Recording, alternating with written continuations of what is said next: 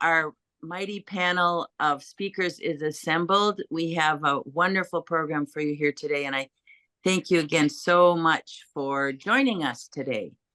As I said, my name is Bernadine Jocelyn, and it's my honor to host and facilitate our conference webinar this morning. I work with Todd Lefko on East-West Connections, and I'm delighted to be here with this esteemed panel of experts that we have. Our program this morning is going to be exploring the impact of the war in Ukraine, called Russia and Ukraine, Countries in Transition. So East-West Connections is a Minnesota-based not-for-profit. We're dedicated to fostering citizen diplomacy, understanding, and connections between people of the United States, Russia, and the independent states of the former Soviet Union. And we believe that strengthening relationships with citizens of these countries can be a durable and sustainable path to peace and understanding among nations. To learn more about us, please visit our website where you can find recordings of past webinars.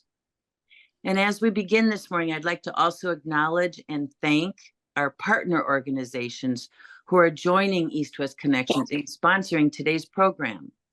They include the Museum of Russian Art, the Russian Studies Department at Macalester College, the Minnesota chapter of the Committee on Foreign Relations, Zerkala, the Russian-speaking media of Minnesota.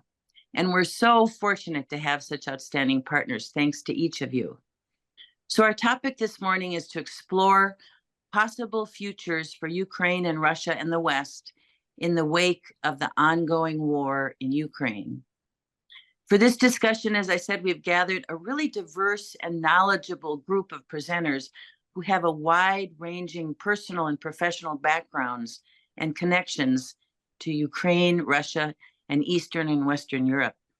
Our guests are going to speak in turn, and they'll also be in conversation with one another throughout the morning. And while each presenter is going to focus on a different aspect of the conflict, its causes and impacts on the future of both countries and the global order, our hope is to drive towards answering the question, what is the best outcome we can be working toward? After we've heard from each of our presenters, we're going to invite you, our audience, to join in the discussion. So you can do that by using the question function there on your Zoom screen. There you can submit your comments, reflections, or questions, and we'll address them through the discussion. Please know also that we are recording the webinar, and it will be available for your viewing and sharing on our website once we're done. So I'm just going to start with a quick overview of the agenda. We did get a little bit of late start. Again, thanks for your patience, but we'll catch up here quickly. We're going to start with some speakers that are going to talk about possible futures for a post-war Ukraine. We're going to hear from Alexander Komarenko, Paul Petchman, and Catherine Gissian on the Ukrainian part of our session. Then we're going to turn to a discussion of trends impacting the war and a post-war world. We're going to hear from distinguished Tom Hansen, and end our session with a look at possible futures for a post-war Russia, where we'll hear from Per Hong, Mark Jorgensen, and Todd Lefko. So with that, let's go ahead and begin. And I'm going to start by introducing our first speaker of the morning on post-war Ukraine, Alexander Komarenko. And Alexander is an associate professor in the Faculty of History at Taras Shevchenko National University of Kiev, and a 2024 visiting associate professor at the Institute of Global Studies and the Department of History at the University of Minnesota. We're so lucky to be hosting Alex here in Minnesota this year. Dr. Komarenko has authored or co-authored 4 books and nearly 70 scholarly articles and publications.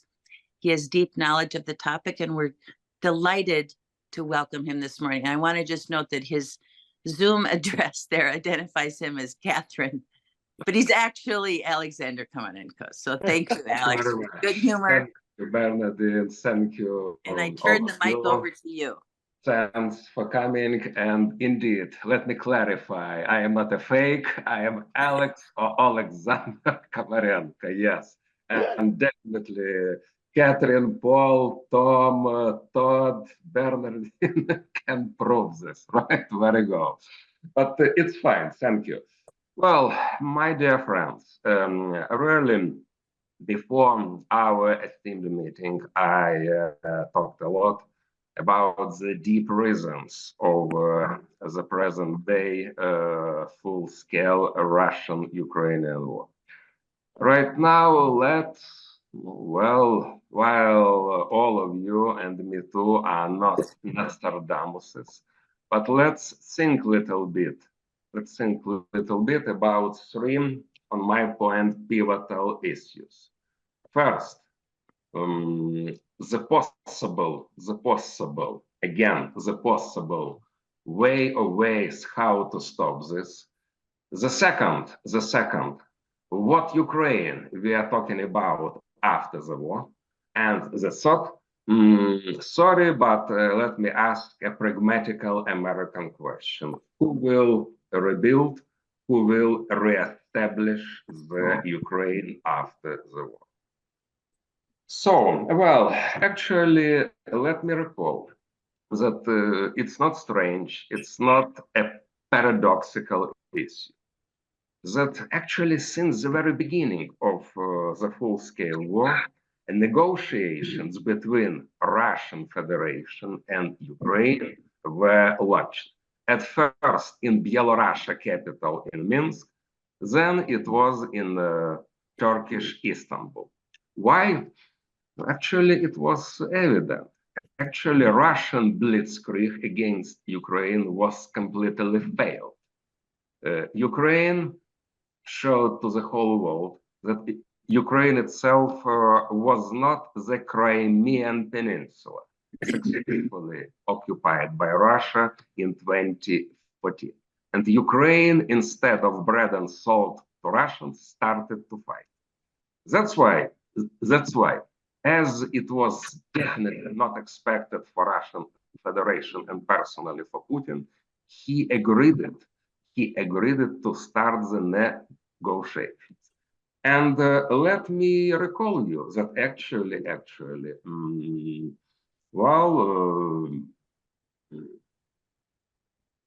indeed, very, very soft conditions were elaborated. And actually, Russians were forced even to agree for more or less status quo. And the pivotal request of them was that Ukraine would be neutral and not a member of NATO. Even the Crimean Peninsula ownership was under the discussion. That actually, both sides were able to study any kind of compromise issues. But then, actually, it's known, then British then Prime Minister Boris Johnson arrived in Kiev and convinced Ukraine and the Ukrainians to fight until victory. Victory meant reaching the borderlines of former Soviet Union stipulated in Helsinki 1975 agreement, including Crimea and Donbass. And as per the Johnson's assurance, the West will help with everything Ukraine needs, so no concessions to Putin and so on. Later, it's confirmed by US State Secretary Blinken. I completely agree with this. The aggressor must be punished. Ukraine must return everything, and aggressor in its turn has to pay everything that was destroyed and so. All of this wasn't still as good. But the problem was that the population of Russia is 100 million more than the Ukrainian. And they have almost the entire modernized Soviet military industrial complex. And yes, Ukraine, as I repeatedly told and continue to tell, Ukraine and Ukrainians are very grateful for the huge Western assistance in the Ukrainian struggle against Russia. But was and is this assistance sufficient? Hope you'll agree with me, this was and still is a good question. That's why, to everybody's regret in Ukraine, unfortunately, Ukraine still not become as a second Israel. Why? Excuse me. Really, the best dream of our president Zelensky were and still are actually comparatively elder fighters F-16. While another one, strategical ally of the West, Israel, already had a lot of F-35 and 32s.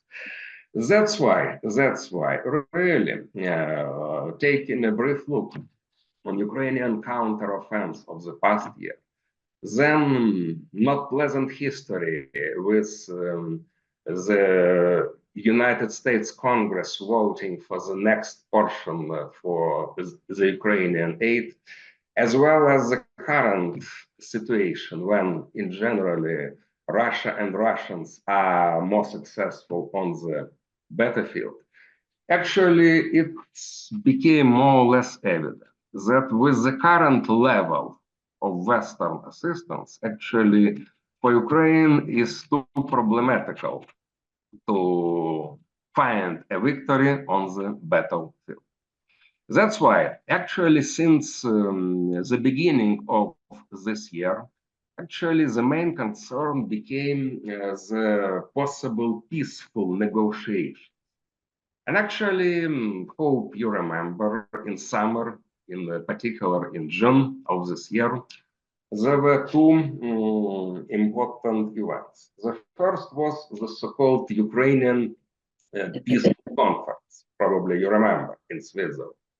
And the second, finally, in June, Russian President Vladimir Putin announced the Russian conditions. Russia would be ready to launch the negotiations with Ukraine.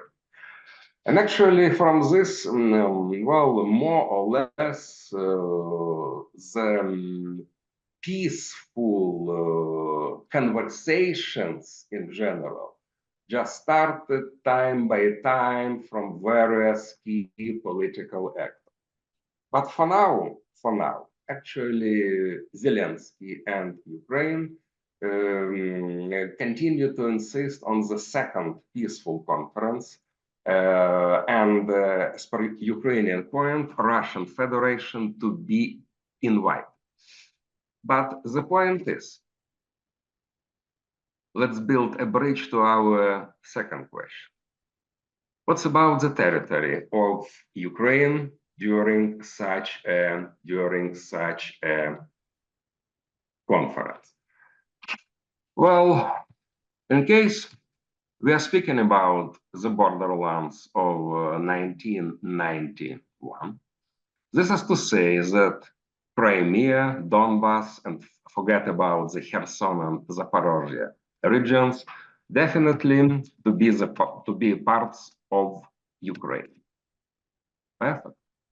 But you know, while I am also, and definitely I am a patriot of Ukraine, you know, sorry, I am not so young, and actually life just taught me to be a realist, right? And definitely knowing that any negotiations would be a compromise anyway, right? For now, while my heart is with the Crimea, with Donbass, with Zaporozhye and Kherson region, you know, my brains just argued me that it will be too problematical for Ukraine just to retake them during this peaceful negotiation. That's why probably the next step, excuse me, will be very, very primitive. Just to wait the results of United States upcoming presidential election, because they're very important. In case the Republican candidate, Mr. Trump, will be a president, actually his position more or less known. He would like to provide the great deal between Russia and Ukraine. He would like to provide a trade. The price of this trade will be Ukrainian land. So, concerning the prospects of Ukraine, as all of the Ukrainians, my concern was and still is since the fall of 1990s. Actually, the future of Ukraine is definitely with NATO and with the European Union.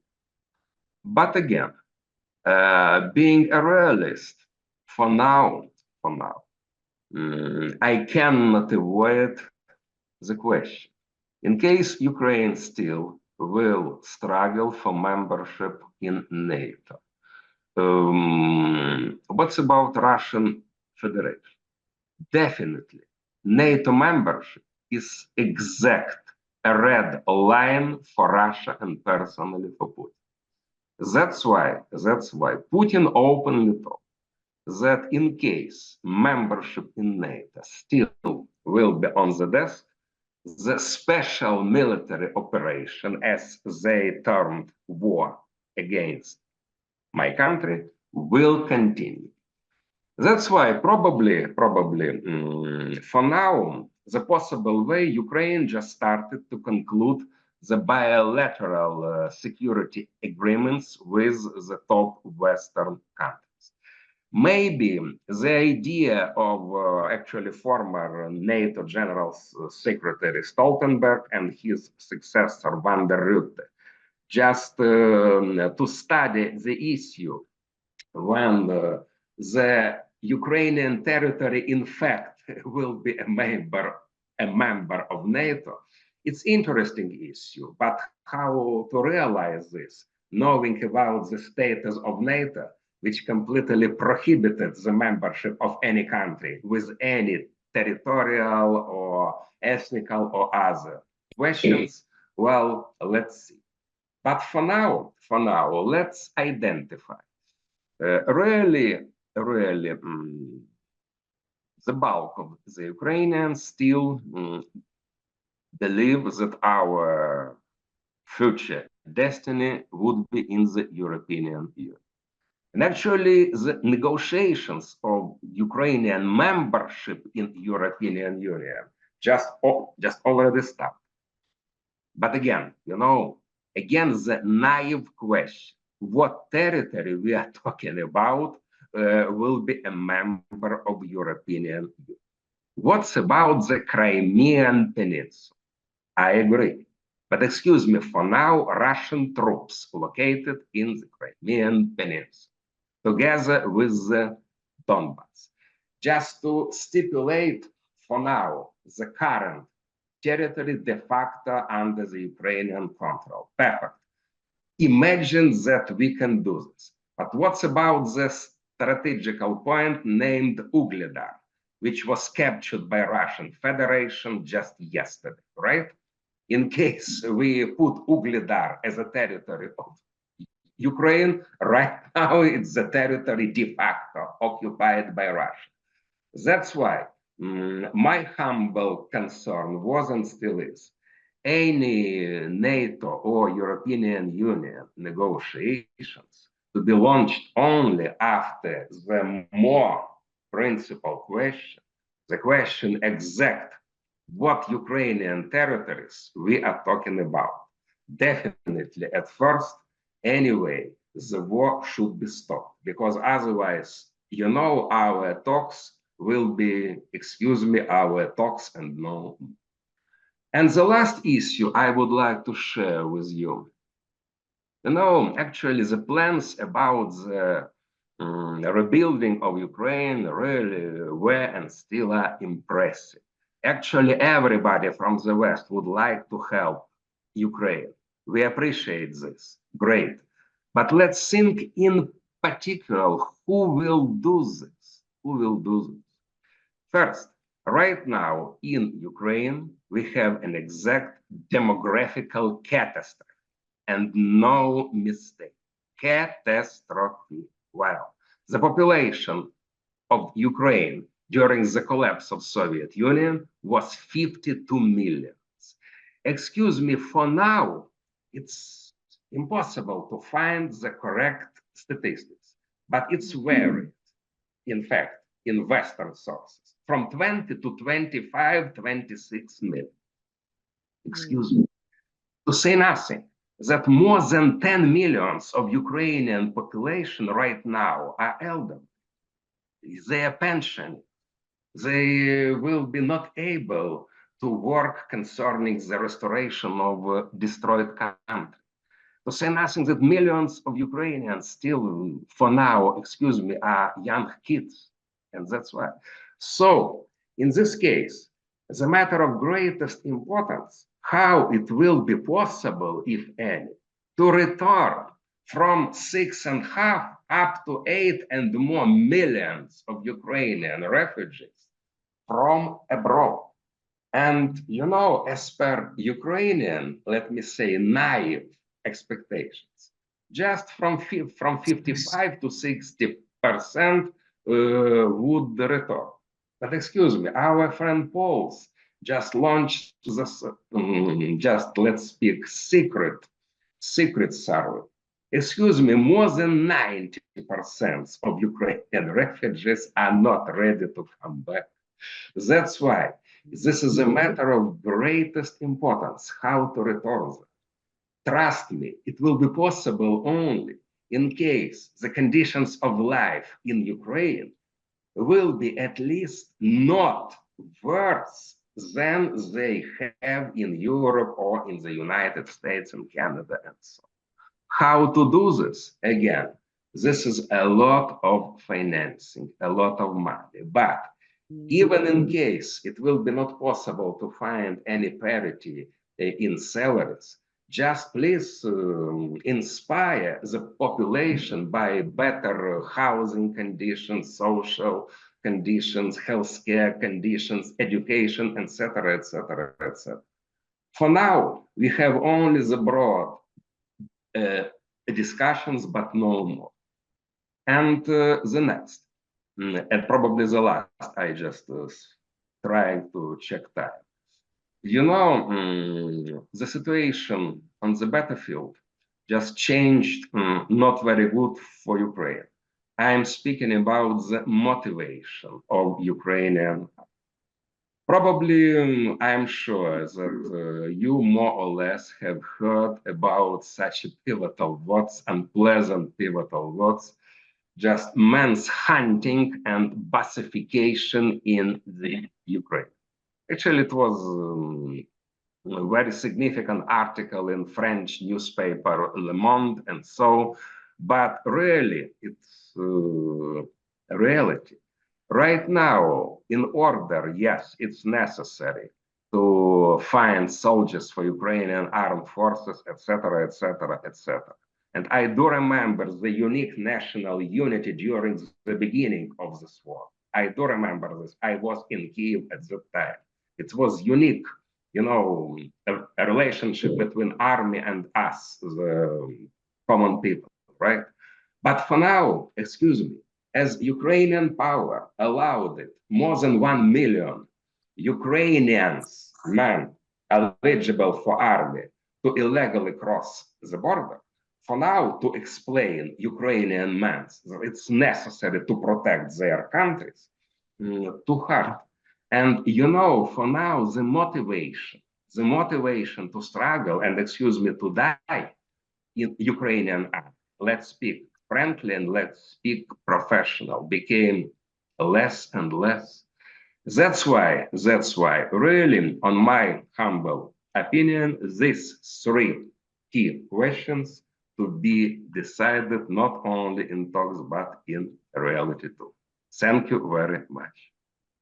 Thank you, Alex. That was a terrific launch to our discussion this morning. I thank you so much for those remarks. And before we circle back to discuss it more broadly, we're going to turn the microphone now over to Dr. Paul Petchman. And Paul is a lecturer and research associate in European Studies at Carleton College. He completed his PhD and master's degree in politics at Oxford University, and he has a bachelor's of associate in politics and international studies at the University of Warwick. Paul held a postdoctoral fellowship at the University of Cape Town, South Africa, and at the Norwegian Institute of International Affairs in Oslo, and at Carleton College. And he's going to be speaking with us today mostly about Russian relations with Germany and what the war means for European politics at large. Thank you, Paul, for being with us today. Over to you. Well, thank you. Thanks for having me. Can you all hear me? Okay. Yes. Okay, Yes. perfect. Yes. So I'll just speak briefly about the impact of the war and the conduct of the war on European domestic politics and on Germany in particular. In particular, I'd like to speak about one complicating factor in the further prosecution of the war, which is rising domestic opposition across Europe against the conduct of the war itself, and how that rising opposition has been channeled through a number of Europe's kind of emerging populist parties on the right and on the left, who have kind of very much taken this issue of the war on and has turned it into an opposition to the governing coalitions that are currently in office over there.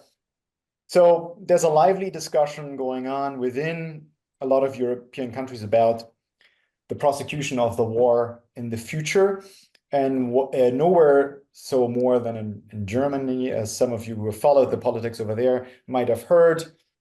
There were some bellwether state elections happening over there last month, and some of the German states, in which some of the sort of relatively new on the scene populist parties played a major role, and that they won very large shares of the vote, especially in the country's east. And among those were two parties of a newly emergent party, the Bündnis Sarah Wagenknecht on the left and the longer standing AfD on the right. And they won a lot of this vote share on the back of an opposition to the further conduct of the war. Their position was very much, I was like, well, let's engage in peace negotiations now. And they termed this or phrased this kind of demand for peace negotiations now in terms of being pro-peace parties, that we are pro-peace parties and the governing parties are effectively pro-war parties. And that struck a deep chord with the German psyche at large, as being pro-peace in Germany has like long and venerable traditions that they've kind of tapped into. And what they've highlighted were a couple of immediate issues that were more material in character. I mean, the immediate cause for, I think, their protest of the conduct of the war was the debate about the stationing of long-range missiles in Germany. That kind of is reminiscent of similar debates that happened there in the 1980s in particular. Really right, that's something that they've tapped into there historically. The second major aspect of this rising internal opposition is about money. Right? It is an easy argument to make to the electorate to say, we've been living under austerity, right, for the last 20 years. There's no money for schools, there's no money for infrastructure, our trains are running late, yet at the same time, there's money for weapons, right? Why? Why is there austerity for us? And why is there money for the war? And then the third one, which is also a long-standing issue that some of these parties have raised, and that is migration.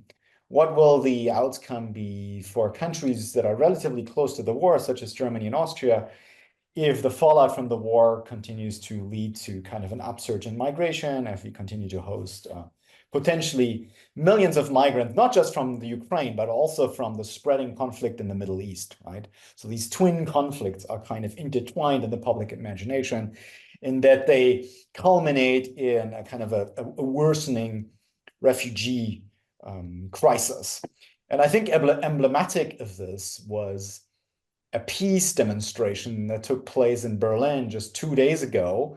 And that was not only instigated and attended by members of these two fringe parties, the BSW and the AfD that I've previously mentioned, but also by politicians across the spectrum who very often went against the party line embraced by their own parties in government, the Free Democrats, the Greens, and the Social Democrats, because it was framed as a pro-peace demonstration, as a demonstration for peace, right? It seemed to be a very large coalition of German politicians across the spectrum who could be found speaking at or attending this particular peace rally, because it was very nicely phrased under this very ambiguous concept of peace, right? Which brings me to kind of like, what does peace mean, or what can actually peace mean with regards to Ukraine? And as Alex already mentioned, that is actually a really thorny issue. And there's absolutely no agreement among all of those proponents of peace, because for some of them, peace means we shouldn't send weapons abroad, right? We should stick to our pre-1990 German consensus under the umbrella, on the American nuclear umbrella, the Cold War consensus of not participating in conflicts abroad. Then there are others who make the argument that peace means what they call militant peace, or wehrhafter Friede, right? Is that, peace can only be achieved in Europe if we give Ukraine the ability to defend itself against aggression, right? That is the argument made by the governing parties. And what that raises the entire question of what would that look like in practice, that Alex has already touched on.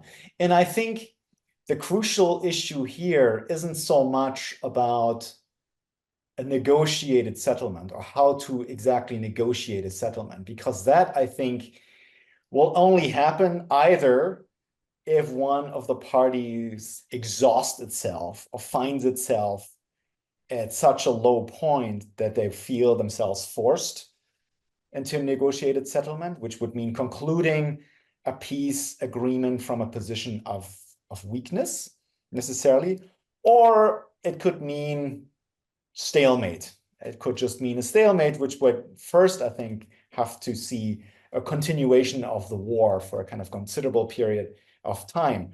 Well, behind that, though, behind the negotiated settlement, I think is the larger and more important question, which is the question of a security guarantee. What can a security or credible security guarantee for Ukraine look like? Because we've never, in fact, have had a security guarantee for Ukraine. We've had, assurances, but not a guarantee. What could a security guarantee for Ukraine look like that would actually be a credible deterrent for Russia in the future, or not just kind of like a temporary sort of frozen conflict situation? And this is, I think, the main issue that none of the participants in the conflict, none of the Western parties to the conflict are willing to answer. And that includes the Biden administration as well. Because I think the only credible deterrence we can actually count on is, as Alex already mentioned, is effective offering Ukraine NATO membership, and that even the Biden administration at this stage isn't actually willing to do. In fact, nobody's actually willing to offer that. And in the absence of that, I don't think there can be a settlement, but there can be no credible security guarantee that can stand behind and back up that settlement. But be that as it may, eyes are still going to be on Germany, because, first of all, the next big security conference about Ukraine is going to take place in Berlin. President Biden is going to travel to Berlin probably around the 14th or 16th of this month. And there's going to be another security conference. I don't think that will end up providing or offering a NATO membership to Ukraine. That's not going to happen. Some positive noises will no doubt be made, but I don't think a NATO membership is on the table. particularly given the position that President Biden is finding himself in right now. And secondly, eyes will be on Germany regarding questions of the further conduct of the war, especially given the insecurities regarding the US election coming up. Germany will need to be relied upon to provide a lot of the financing for the further conduct of the war. And they have already scaled back their financial commitments over the summer, right? Germany is going to have elections next year. And I think that is only going to add to the European side of this insecurity problem that we're facing regarding the further conduct of the war. And I'll just stop there. Thank you, Paul. Thank you so much. And to wrap up our examination of a post-war Ukraine, we're now very privileged to have with us today Catherine Gysian, who's going to speak with a focus on Ukraine's accession to the European Union, among other topics. Catherine is a visiting associate professor in the Department of Political Science at the University of Minnesota, and she's one of Dr. Komarenko's hosts here while he's visiting Minnesota this year. Catherine was a Fulbright Fellow at the St. Petersburg European University in Russia in 2013 and served as a lecturer for the U.S. State Department Speaker Bureau in Moscow and St. Petersburg after that. Thank you, Catherine, for being with us today. Welcome. First of all, I would like to extend to Professor Komarenko and his fellow Ukrainian citizen my deepest sympathy. It is a very interesting panel, but it is also a panel unfolding under very sad circumstances. There is a dream. Ukraine, one of the largest countries in Europe, could become a bridge country between East and West and help redefine Europe as a more inclusive and peaceful continent. This is the dream which has been held by so many prominent Ukrainian intellectuals, including Serhii Plokhy at Harvard. This is also the policy path which several Ukrainian presidents followed after Ukraine became an independent state in 1991, attempting to keep good relationships both with Russia and with the EU. For now, this dream has vanished, but I want to mention it at the outset as the long-term vision we might adhere to as we contemplate more short-term prospects for the future of Ukraine.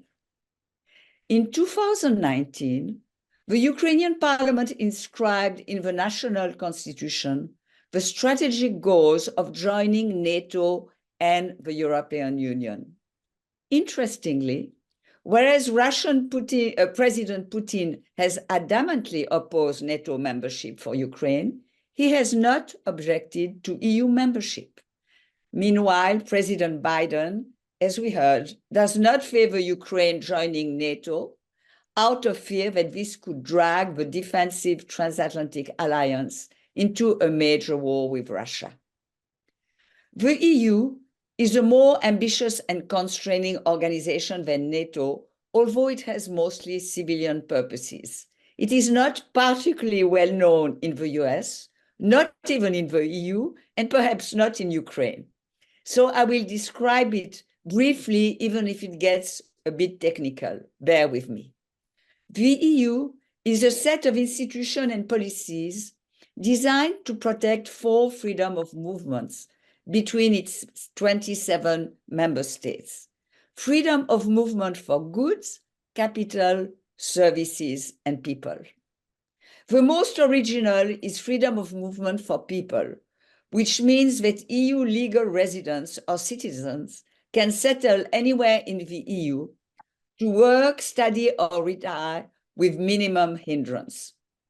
Freedom of movement for services requires that professional qualification be mutually recognized among the 27 member states. So, for example, a Portuguese doctor can move to Sweden or to Spain without having to go through new professional training or extensive board qualification.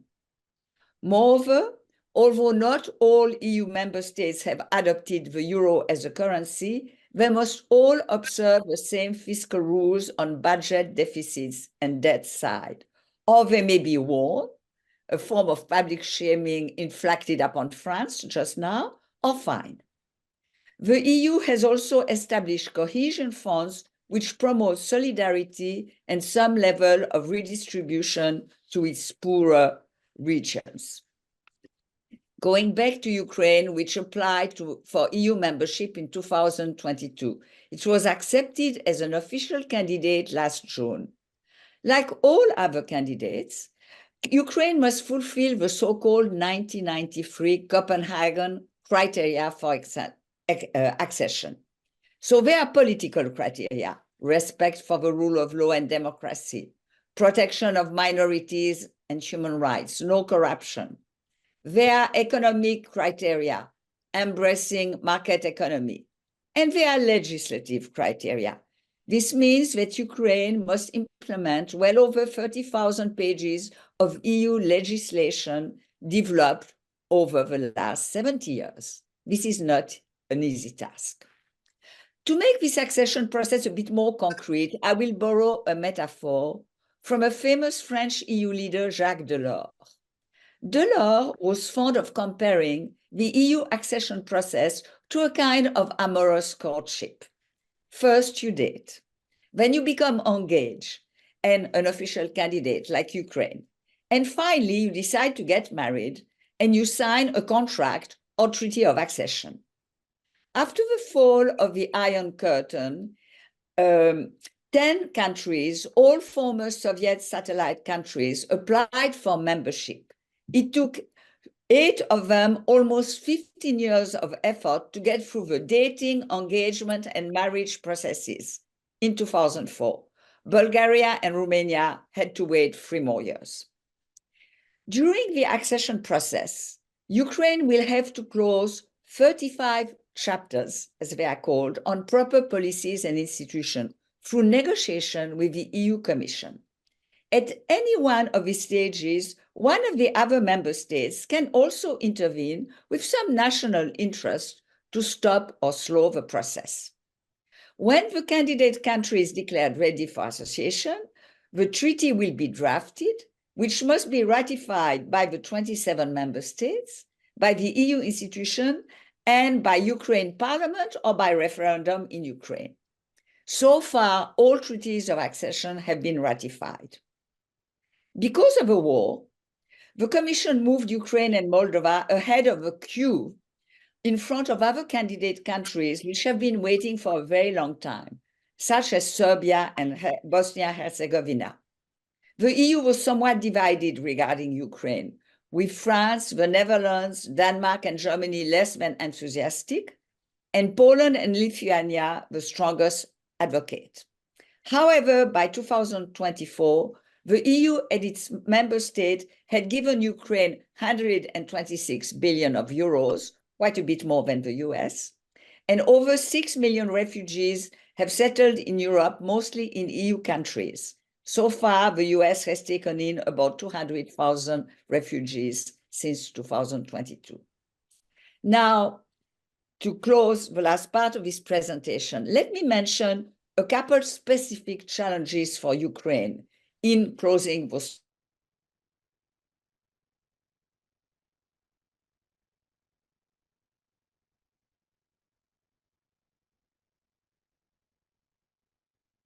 One essential requirement for accession. Ukraine will probably have to reform its controversial 2019 language law. One of the provisions of the law requires print media outlets registered in Ukraine to publish in Ukrainian. Publication in other languages must also be accompanied by a Ukrainian version equivalent in content, volume, and method of printing. Some exceptions are allowed, such as for English language publication, but not for Russian ones. On the other hand, Ukraine recreated last year a public mandatory asset register covering 300,000 officials. which is viewed as an essential safeguard against illicitly acquired wealth. And we know that corruption is a huge issue. But Parliament voted also to keep this register secret for another year. There was a popular petition against this, and I'm not quite sure where it stands just now. Moreover, Ukraine must show it can compete with other market forces within the EU. It must adopt all health and green rules of the EU. It must make sure its vocational and academic standards meet those of the EU. Finally, it must be able to demonstrate that it is including in its own legislation and regulation all the EU laws and regulation. But it takes two to tango. The EU also has to transform itself. The security challenges in accepting Ukraine as an official candidate are unprecedented. The EU has never accepted a country at war. It has been primarily an internal system of war prevention. It has socialized candidate countries and member states to solve conflict non-violently. But its track record as an external peacemaking agent between belligerent countries is not strong. So what will happen if war does not end before accession? I have no idea. There are also institutional challenges. The Ukrainian language by law will become the 25th EU official language, adding some complexity to the very complex translation system of the EU, because every EU citizen has a right to receive all communication in his or her language. Now, I think that's not such a large issue. The EU is savvy at doing this. However, there is a much bigger question. I'll raise only one. Should the size of the European Parliament, a very important legislative body, which has been capped to 720 members, enlarge to accommodate the new Ukrainian parliamentarian? How many seats in the European Parliament will Ukraine get? And if the European Parliament does not enlarge, does this mean that other member states must accept a reduction in the members of a delegation? I can promise a major foot fight on this. There have been others in previous enlargement. Financial challenges. How will the EU handle the accession of Ukraine financially? Member states are in charge of education, welfare policies, health, tax policies. But the EU cohesion policies redistribute a third of the EU budget through regional programs supporting education, civic engagement, culture, training to poorer regions. Now we know that Ukraine is the poorest country in Europe. So it is estimated that if Ukraine joins, it will get most of the cohesion funds, depriving other countries such as Poland and Hungary from funds. Just now, it is estimated that only Greece and Portugal will still qualify. For now, Poland and Hungary get sometimes up to 2 to 3% of a GDP in cohesion funds. Another issue is the future of a common agricultural policy, which constitutes another third of the EU budget. Now, Ukraine has huge and very productive farms, apparently owned by 12, I don't know if it's 12, but oligarchs. Like in the US, in the EU, it's the largest farms which gets more funding. So the fear is that Ukraine's accession will deprive Polish, French, and many other farmers in EU countries of the common agricultural funds, because the EU budget may not be enlarged. Finally, I mentioned briefly two larger political issues. How will the current EU preferential treatment of Ukraine, making Ukraine an official candidate quite quickly, affect the EU relationship with the Western Balkan candidate countries, which have been waiting for years? That's an important issue. And then, will the extreme slowness of the accession process eventually antagonize the Ukrainian political leadership and its civil society, as it has in other countries, such as in Turkey. Thank you for your attention. Catherine, thank you so much. My goodness, that's a lot to contemplate and certainly a very complex set of challenges for all of Europe. Thank you for that. And speaking of bridges, we're going to turn now to Tom Hansen, who's going to talk with us about trends, larger trends impacting the war in a post-war world. Tom is a former U.S. Foreign Service officer with the Department of State, and his diplomatic postings have included East Germany, France, Norway, and the Soviet Union, Sweden, and the former Soviet Republic of Georgia. He's currently a diplomat in residence at the Allworth Institute for International Affairs at the University of Minnesota in Duluth. Tom, thank you so much for being with us today. Thank you, Bernadine. It's a pleasure to be here, and thank you to all my fellow panelists tonight, well, wherever you are in the world this morning here. So I'm going to try to offer a few reflections about the larger political situation, geopolitical situation, trends, as Bernadine said, that surround this awful war between Russia and Ukraine right now. And I'm going to start with the remarks made by Antonio Guterres at the UN General Assembly this month. You know, Guterres spoke of a breakdown of the global order, which he lamented. He said we can't really speak of trends today. He said it's a whirlwind that we're in. And of course, a key part of this whirlwind right now, in addition to Ukraine, is what's happening in the Middle East with the very unpredictable escalation that's going on there. And I won't get into that crisis, but just to say that it clearly distracts from support and attention to Ukraine. There's no doubt about that. Ukraine has fallen off the media to a large degree, at least in this country. Very much a focus on our election and on the Middle East. Obviously, there's competition for arms. It will only get worse, especially if the US gets drawn further into that conflict. So Guterres singled out three basic issues that are causing this crisis in global order. The first that he emphasized above all was impunity. That in the current situation, countries are acting with impunity. The Russian invasion of Ukraine is a very good example of this. If we finish with a negotiation which allows Russia to keep what it has right now, that's a form of impunity for that invasion.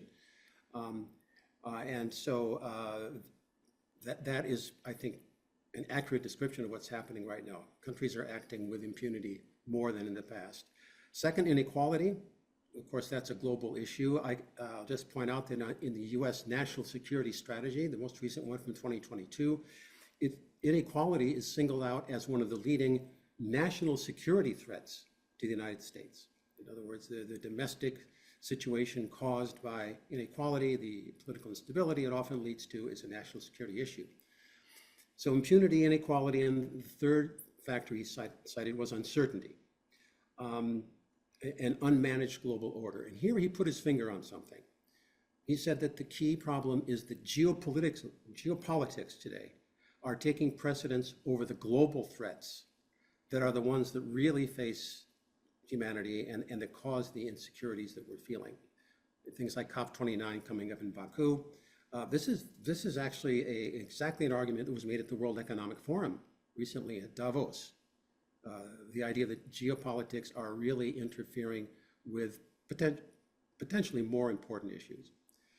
So on the geopolitical front, in this uncertainty that we're living in, I think a big issue is the lack of trust that exists right now among countries. And that lack of trust is causing a worsening of the security dilemma, which is a part of international politics always.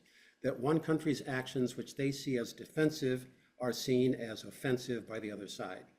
And we have the security dilemma going on right now in spades globally, and I think worsened by this lack of trust. Now, the issue of our era probably is the rise of China, the US-China relationship. China is interwoven into so many of these issues, including Ukraine, including Russia's future. You know, the United States was the largest economy in the world starting in 1889. We've been number one since then. China right now, by purchasing power parity, is ahead of us. This is not going down well in the United States. We have had as a policy since World War II to prevent the rise of peer competitors, to prevent regional hegemons. That is part of the background of our policy in Ukraine, quite frankly, to prevent Russia from becoming a hegemon in Europe and also on Taiwan. So Russia is allowing itself to become a junior partner in this situation right now. Probably an unnatural state for Russia, but something that they're more than willing to accept now as China is rising. Another key factor or trend is global demographics. Russia and China now are calling the developing world the global majority. That's their approach, that's their narrative as they approach Africa, Latin America, other parts of the world. Because demographically, the global South will be about 85% of the human population by the end of the century. 40%, up to 40% will be living in Africa. And it was a striking disappointment for Washington to see the lack of support for Ukraine outside of the G7. Really all through the developing world, whether India, Latin America, Africa especially, and especially when it came to sanctions. A very mediocre, modest amount of support and attention. And this has caused the US now to focus more on Africa, the rising continent. And so once again, it'll be a big priority going forward. So there are two, I guess you could say, blocks forming. And so Russia and Ukraine fit into this globally. Across Eurasia, there's a rapid institution building going on, largely under Chinese auspices. China's pursuing a geo-economic policy, largely worldwide. We are more geopolitical, geo-military. But there are many institutions arising right now across Europe, the Belt and Road Initiative, Shanghai Cooperation Organization, the BRICS, Brazil, Russia, India, China, South Africa, which are expanding. They're expanding into the Middle East. Now, this is not an alliance. This is a geoeconomic structure which is expanding.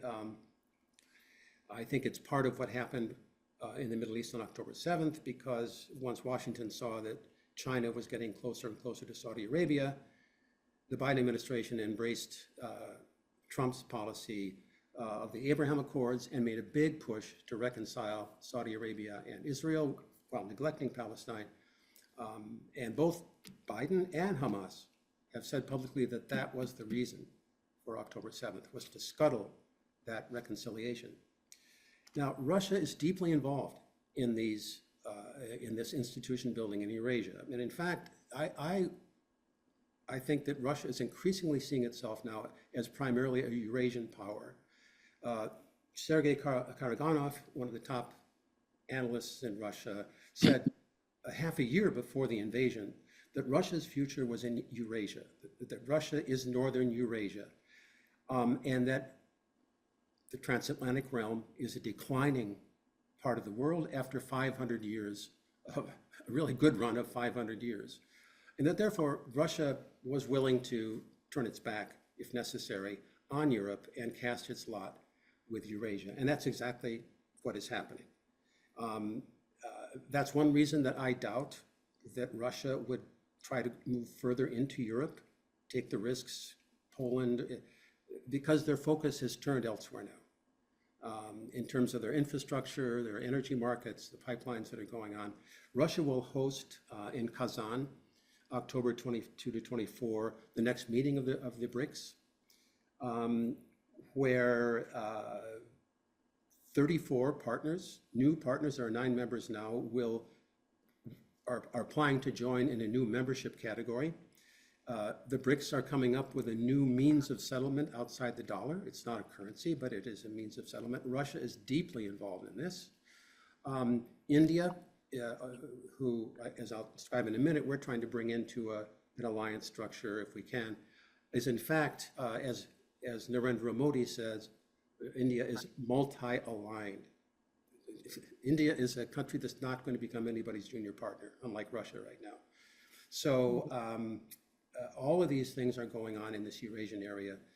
with China very much driving it, and Russia an increasingly important part of it. And as I say, I think unless something changes radically, Russia will continue on this path. For its part, the U.S. is trying to expand its military structures. Of course, NATO has been expanding really since Bill Clinton's decision in 1994. It's an element of what's happening in Ukraine now. As Jake Sullivan has said, for the U.S., it's the U.S. and allies that now are assuring the world order. It can't be the U.S. all alone, and that the Biden administration, at least, is putting more and more emphasis on linking NATO up to our Asian allies. So it was broadening NATO's purview toward Asia. So there are several examples of this. The IP4, Indo-Pacific 4, which is Japan and South Korea, which is meeting more and more often now with NATO. We have the Quad, which includes India, and other areas. So we have, as I say, in the Eurasian area, this sort of geoeconomic structure taking shape, which is not an alliance, and we have the US and NATO trying to outflank Eurasia and get closer to our allies in Asia. So Ukraine is a piece in this puzzle, but as I say, I see this as Russia trying to pin down its flank in Europe, control of the Black Sea, and then look east. Now, the Chinese see this in an interesting way. Yan Shuitong, who's one of their main analysts, gave an interview this summer in which he said, it's not really a new Cold War right now with China and Russia, but the basic point is that there's a new basis of power in the world. And that new basis of power is tech, and it's high tech. It's not land, it's not even heavy military equipment, it's technology. And Putin has echoed this too. So the tech race is essential to the future and to global trends. China and Russia are cooperating more and more. Eric Schmidt of Google did a major study for Congress a couple of years ago and concluded that China actually had surpassed us in key areas of tech, quantum for one. And so, we are in the process of trying to slow China down technologically. This is pushing them even more toward Russia, toward Eurasia. In other words, this sort of breaking down into blocks is increasing. Now, we've seen that Russia is getting help from North Korea. North Korea and Russia signed a mutual defense treaty on June 19th, 2024. North Korea is sending drones, other kinds of equipment, which are helping Russia a great deal. North Korea is seeking help from Russia on its space program, of course, and then Iran signed a major agreement on January 24th, 2024, with Russia, a new type of bilateral military relationship. Iran is providing short-range tactical ballistic missiles, the Zolfaghar missile, for example. Russia is providing air defense to Iran, the S-400 system, which is very important right now with what's happening in the Middle East. This is happening because in October 2023, the UN ended its arms embargo on Iran missile transfers. And so since then, sanctions are now voluntary against countries that contravene this. It's no longer a UN provision. And so that has increased the Iran-Russian interaction. The new president of Iran, Masoud Pezeshkian, claims that since he has become president, no weapons have gone to Russia. He says that now with his administration, they are stopping this. Now, how long, that depends, of course. Now, with all this interaction going on, the West is now seeing Russia, China, North Korea as a coordinated challenge. And it's a coordinated nuclear challenge. So we're rolling out a new nuclear employment guidance. And we're about to embark in a major nuclear modernization and upgrade based on having to fight perhaps a coordinated nuclear challenge from Russia, China, and North Korea. So this is sort of hardening the divisions. The problem with nuclear right now is that in the Cold War, nuclear negotiations were bilateral. But now with China increasing its nuclear force, it's a three-way negotiation. And China does not want to freeze its nuclear weapons at their current level because they are way below what the US and Russia have. So this nuclear situation, the new technologies are just adding to the lack of trust. To my mind, the dire need for negotiation, the dire need for, in spite of everything, engaging countries like Russia in these larger threats that are developing. I'll just close with, this has been an unprecedented year of elections worldwide. It's estimated 3 billion people went to the polls. There have been, our election, of course, is the one people are really watching now. And there have been a number of trends, a lot of managed democracies, as they call them, Russia being one, where there's an election, but things are controlled as to who can run and all kinds of other obstacles to a truly free election. But one of the, I think, most important trends is the one that Paul pointed to, and that is the rise of populism, especially in the transatlantic realm. And of course, there are three issues driving this. The same issues that Trump harps upon are harped upon by the populist leaders in Europe, and that is immigration, inflation, economy, and war. Just the general idea that the world is sort of descending into a kind of a chaotic war-like situation. President Trump harps on this all the time. I find it interesting that the major leaders of these populist parties in Europe are women. They're almost all women. Marine Le Pen, Meloni, Alice Weidel of the Alternative for Germany, Sarah Wagenknecht. It's kind of an unusual situation. I'll just close by saying that the version of this kind of populism we're seeing now in our campaign was expressed by J.D. Vance when he gave his solution for Ukraine, the policy that we should follow if Trump is elected. Whether Trump would follow this, nobody knows, but these are the steps that are being proposed. A negotiated settlement, accepting the current line of démarche, in other words, exactly all of the territory that Russia has attained. This new frontier would become a heavily fortified, demilitarized zone. Now, who would fortify that, which troops would assure that, is hard to say. And on that basis, Ukraine, what remains of it, would become independent, but neutral. No NATO membership. Now, to the extent that what Vance expressed is the Republican position, and I think many populists in Europe would probably agree with that kind of outcome as well. We'll see. So anyway, I'll stop there. It was a kind of a scattered, but they were reflections on what's happening. Yes, thank you, Tom. And I'm going to use the privilege of my role as moderator to ask you a question, if I could, before we go to our next group of panelists on the Russian perspective. You mentioned the West and America's kind of recalibration of our nuclear use policy. And I think some of our audience will be aware that Russia also has recently updated and changed its nuclear use doctrine. Yes. And I'm wondering if you could comment a little bit about what the implications of that might be in terms of the actual threat of the escalation of nuclear war in the current conflict. Yeah, so I mean, in a nutshell, Russia has lowered its nuclear threshold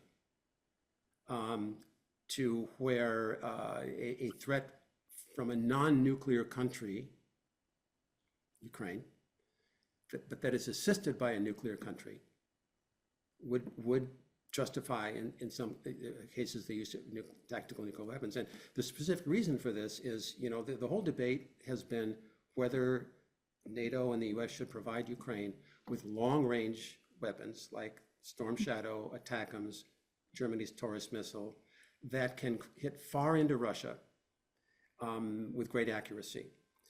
And Putin has said that if those weapons operated by NATO or US or British personnel, which they would have to be, we acknowledge that those weapons cannot be used by the Ukrainians. They're too sophisticated. Their use would require active participation by NATO. And so Putin has said that if that happened, Russia would consider itself at war with NATO. And so, the big moment came last week when Zelensky met with Biden. Everyone was waiting with bated breath to see what the signal would be finally on Zelensky's request in his victory program for these weapons. And because the British are all in favor of giving Ukraine the green light and having NATO operate these weapons. And Biden's response was no. And it's ironic that Jake Sullivan is being blamed by name by Zelensky publicly, even in the British press. I think that the Biden administration was divided on this question. And so I personally would be very surprised if Russia used nuclear tactical weapons. They might, if it really escalates further, maybe a demonstration shot, something like that, kind of burying the teeth. But there's no question that the threshold has been lowered. And last point, the entire arms control regime from the Cold War has broken down. Mm-hmm. And this is a very dangerous situation. Whether it's the INF Treaty, anti-missile defense, all these things. And the New START Treaty will expire in February 2026. And at present, it seems very unlikely it'll be renewed. So the nuclear issue is going to be more and more on the agenda. And if I may make one final point, there's a book out now that, you know, the Cold War, people were aware of the nuclear danger. We had things like The Day After on television, you know, people were, that hasn't happened for a long time. There's a new book out called Nuclear War, A Scenario by Annie Jacobson, which takes minute by minute how a nuclear war might break out. And she's an expert in this field. The key point is that Denis Villeneuve, one of the top directors in Hollywood, he did Blade Runner 2049, he did Arrival, he did this new Dune trilogy, is going to make a movie out of this book. In other words, it's going to be a movie showing step by step the end of civilization, because that's what the book ends with. So anyway, that's all. Oh my gosh, I am so sobered. Well, I mean, the nuclear issue is there and getting worse. So yes, it's what brought me into the field 30 years ago.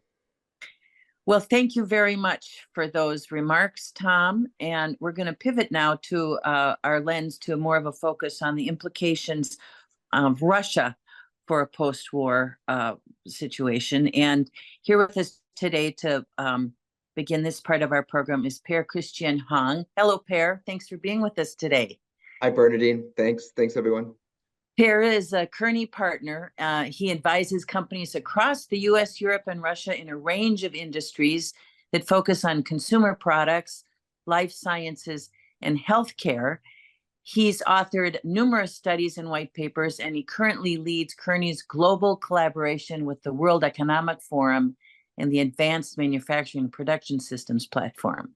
He was based in Moscow from 2010 to 2016, where he served as the managing partner of Kearney's unit in Russia and the Commonwealth of Independent States. Per's going to speak to us today about looking at Russia in a post-war context. Thank you, Per, for being here.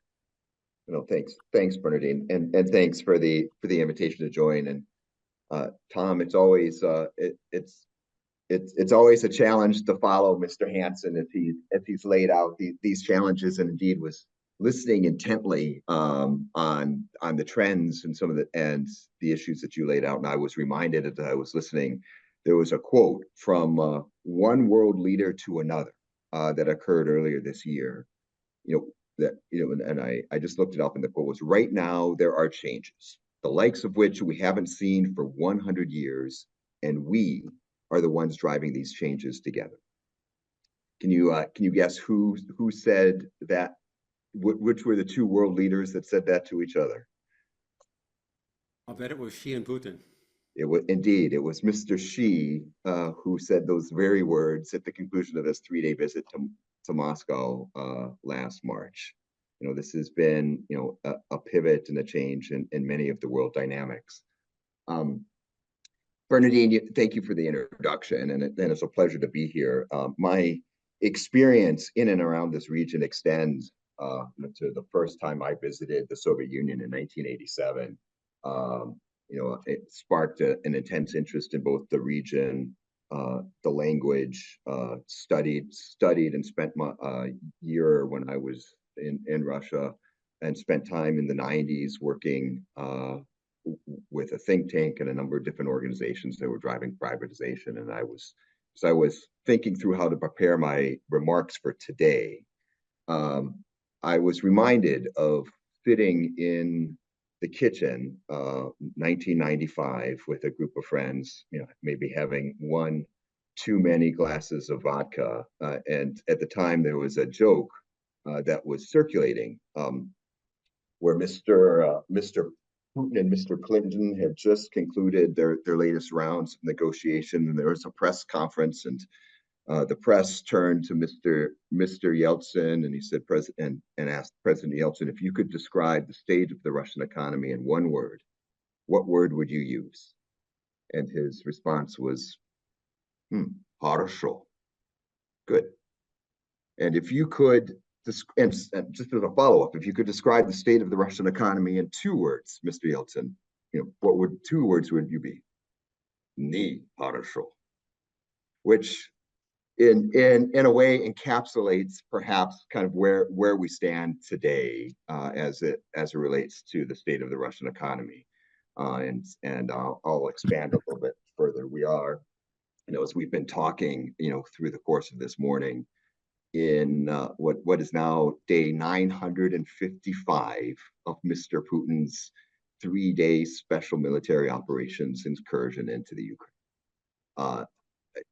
And I certainly believe, and I will be very direct in some of the messages that I'm delivering, as this period of time is looked back on and written about in history. We have witnessed what I believe, and I don't believe it to be hyperbole, probably the greatest single strategic miscalculation of Mr. Putin in our lifetimes. It has been a disaster on every single front. And in terms of the mixed messages around хорошо versus не хорошо, while indeed there are some near-term signs in the Russian economy, perhaps not experiencing a steeper recession as many had expected, and I'll talk about some of what we're seeing in terms of some of the near-term growth and some of the adaptation that has happened.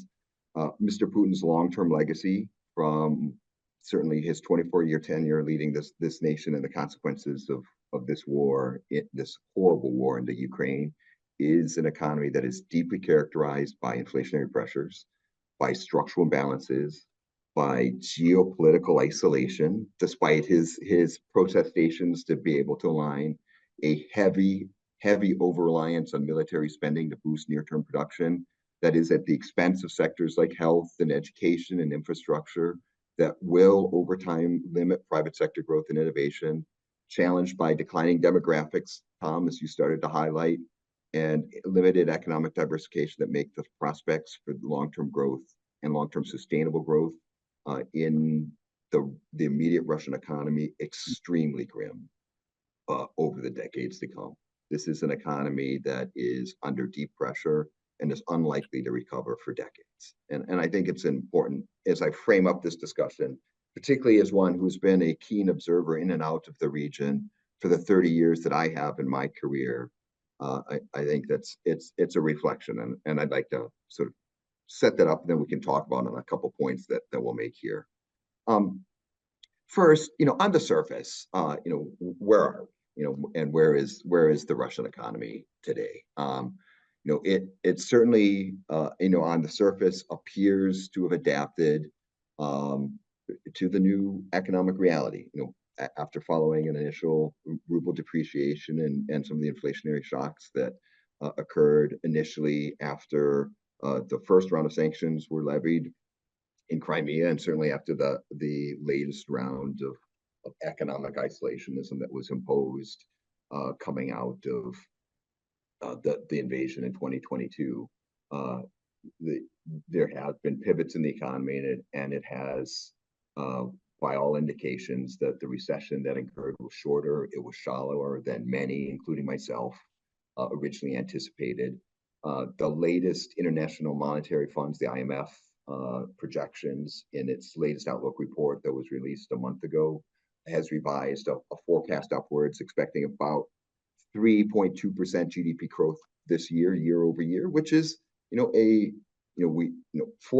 is a really good benchmark. It's slightly lower than what you'd expect from an overall growth point of view, not an unhealthy point of view, but it is an economy that remains heavily reliant on energy exports, which has provided some short-term revenue boosts due to some of the other geopolitical uncertainties, as you started to highlight, Tom, and the boosts that have recurred. But it does make the economy very vulnerable to fluctuations in the market. There has been some uptick in certain sectors, financial, in manufacturing in particular, largely around military expenditures, as I mentioned. Russia has allocated significant resources to its defense sector. Close to, I was looking these numbers up just last night, $115 billion to date since the start of the war, which has helped buoy, support domestic production. It has driven demand. There's other sectors, construction, communications, that are making some gains. But the fundamental structural challenges remain steep.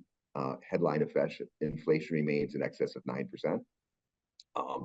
Most economists don't see the signs of those price pressures abating. The Russian central bank has been raising interest rates to control inflation. And many observers expect the CBR likely to resort to another 100 basis points at their October meeting coming up, which would bring the overall policy to 20%, which is a significant high cost of capital, which will serve to dampen the demand and further dampen economic diversification. And this renewed tightening, while in the hopes of bringing inflation down, as we know with the way that the Fed has managed our own policies here in the U.S., it is creating a increasing risk of a real hard landing in the economy. And so while the overall Russian economy to date seems to have avoided a total collapse, there are significant signs of weakness and diversification. Weakness, lack of diversification, some of the other points. Tom, you had highlighted a couple of points, and I know there's, our previous speakers had talked through some of the other challenges. I'll reflect on some of those, maybe in a bit of an open dialogue, and we can sort of open and then maybe have a bit of a discussion towards the end around some of those pieces. Often, and we get asked about Western sanctions and what is the real impact of sanctions? Do they make a difference?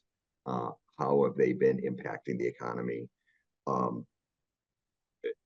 Sanctions are a long-term lever, not a short-term lever. And while we've seen many of these sort of corrections or adaptations that the economy has taken, there's no question that sanctions to date have hurt the economy and will continue to weigh heavily on the investment climate for years. And they have closed access to global financial markets for certainly all the sovereign, many private Russian businesses, owned by oligarchs and friends. They've blocked access to close to $300 billion of Russian foreign exchange and gold reserves. This has driven Russia, of course, to increase its pivot towards Asia and towards India to be able to offset some of those Western market losses, as Tom was referring to in his remarks. And while that realignment helps stabilize certain sectors, it doesn't fully compensate at all for the economic constraints. And over time, the continued strain, particularly in areas like technology, in being able to provide parts and sustainable to be able to, and areas to be able to allow for extraction of oil and gas, will continue to weigh heavily. The second element that's probably worth touching, there was an embargo that was imposed, around exports of oil and gas from Russia into the West. The first phase of that embargo came into force late, by my count, but in December of 2022, and the second phase, soon thereafter. The EU and the G7 have imposed a $60 per barrel cap on the price of Russian oil, which caps how much they can earn and provides provision for those who for insurance of other shipping services of the oil around. But the volume of exports, that initially contracted but quickly recovered, in part due to China and India as Russia's started to redirect all of its crude and petroleum products into other markets. But this is not fully sustainable in some of the prices pieces. We're looking at some of the long-term sort of weaknesses. Russia certainly has made assertions, certainly plans to increase its energy exports to Asia, especially China and India, as those markets continue to grow. The Russian energy strategy that it has released emphasizes boosting significantly these exports and launching initiatives like the Power to Siberia pipelines and building some of the north-south transport corridors, which may have an effect, but there's, at this point in time, no certainty that any of the new pipelines for delivering gas to Asia will actually be built and be funded. And the negotiations with China thus far have failed to produce an agreement, in part because of the dynamic that Tom, I think you were referring to as Russia's position as a junior partner and some of the pieces around that. Russia also, continues to find efforts for, other export challenges and enhance its presence in Asia. It is a Eurasian power, to use your words, Tom, but it does continue to also face challenges around competition and, frankly, some of the lack of historical ties that it's had in place. The other reflection that I would offer up as it comes to sanctions, is they are likely to remain in place for a long time, even if and hopefully when the intensity of the conflict starts to abate and if there's a negotiated agreement. If past history is any guide, and not to say that it should be, but if it is, it takes decades for even the least painful of these restrictions to be lifted. Even EU countries with strong economic ties to Russia would likely balk at proposals to ease them in the near term. And I think it's safe to assume that most of the severe sanctions are unlikely to be lifted, until there's some measure of continuity and there's a will to be able to do so. And so as that continues, the strain on the economy, will continue to extend. The last bit of my reflections I'd like to offer in terms of the current state of or the prospects for Russia going forward, that I'll just offer up before opening, continuing the dialogue and then opening up for questions later, is this pivot and clearly the focus on military expenditure at the expense of other social welfare, and that will continue to exacerbate social inequality. These policies, while many Russians and friends in the region are coping with reduced access to goods and higher prices, there is a general decline in the economic well-being, the State of the Union, and a more isolated economic environment over time. One of the consequences and one element around this too, that is worth remarking on, is the emigration of talent from the country. The war and the economic pressures accelerated, particularly amongst young, skilled workers, many young men. Hundreds of thousands of people left Russia in 2022 to avoid the military draft or fear of border closures. Their departure was offset somewhat by higher labor participation and immigration of workers from Central Asia and other areas that are under the control of Russia, but that is proven not to be at the same level. And while there's some indication that some portion of individuals have relocated back, the long-term demographic trends, both from a health, from an age point of view, and birth rates remain adverse and are being worsened by war-related human losses. There's no question that the consequences of this war are impacting the economy, not just structurally but demographically as well. And of course, military expanding priorities have diverted resources from civilian infrastructure, diverted it from health, diverted it from education, resulting in a further degradation of services inside cities, increased levels of decline, and not fueling the innovation and growth and diversification of the sectors that need to be sustained long term. So in summary, irrespective of kind of where we stand in Kremlin leadership and outcome of some of the pieces, Mr. Putin's legacy, has created significant pressures on the Russian economy that will remain challenges. It's hard to imagine, irrespective of Kremlin leadership, a circumstance where Russia returns to full trading partner status on the world stage without certainly assurances and commitments being put back in place. And it certainly suggests that any longer term projections for Russia's economy post-war will be complex. There will be rebuilding. The pivot into Asia, while near term providing some relief, looks hard to sustain, and its overall standing as a destination for foreign direct investment will continue to be challenged. Let me maybe I'll leave it there, Bernadine, because I've been sort of talking for Yes, well, thank you, Per. little But bit. before we move on, I would like to ask you, in light of your comments about the very severe impacts on Russia's domestic economy and social condition in general from the war, if you would be willing to speculate, Per, just in a little more detail about what do we know about public opinion in Russia about the war? We certainly hear in the United States, kind of a skewed view about the popularity or the support that Putin is enjoying now, 2 years into the war.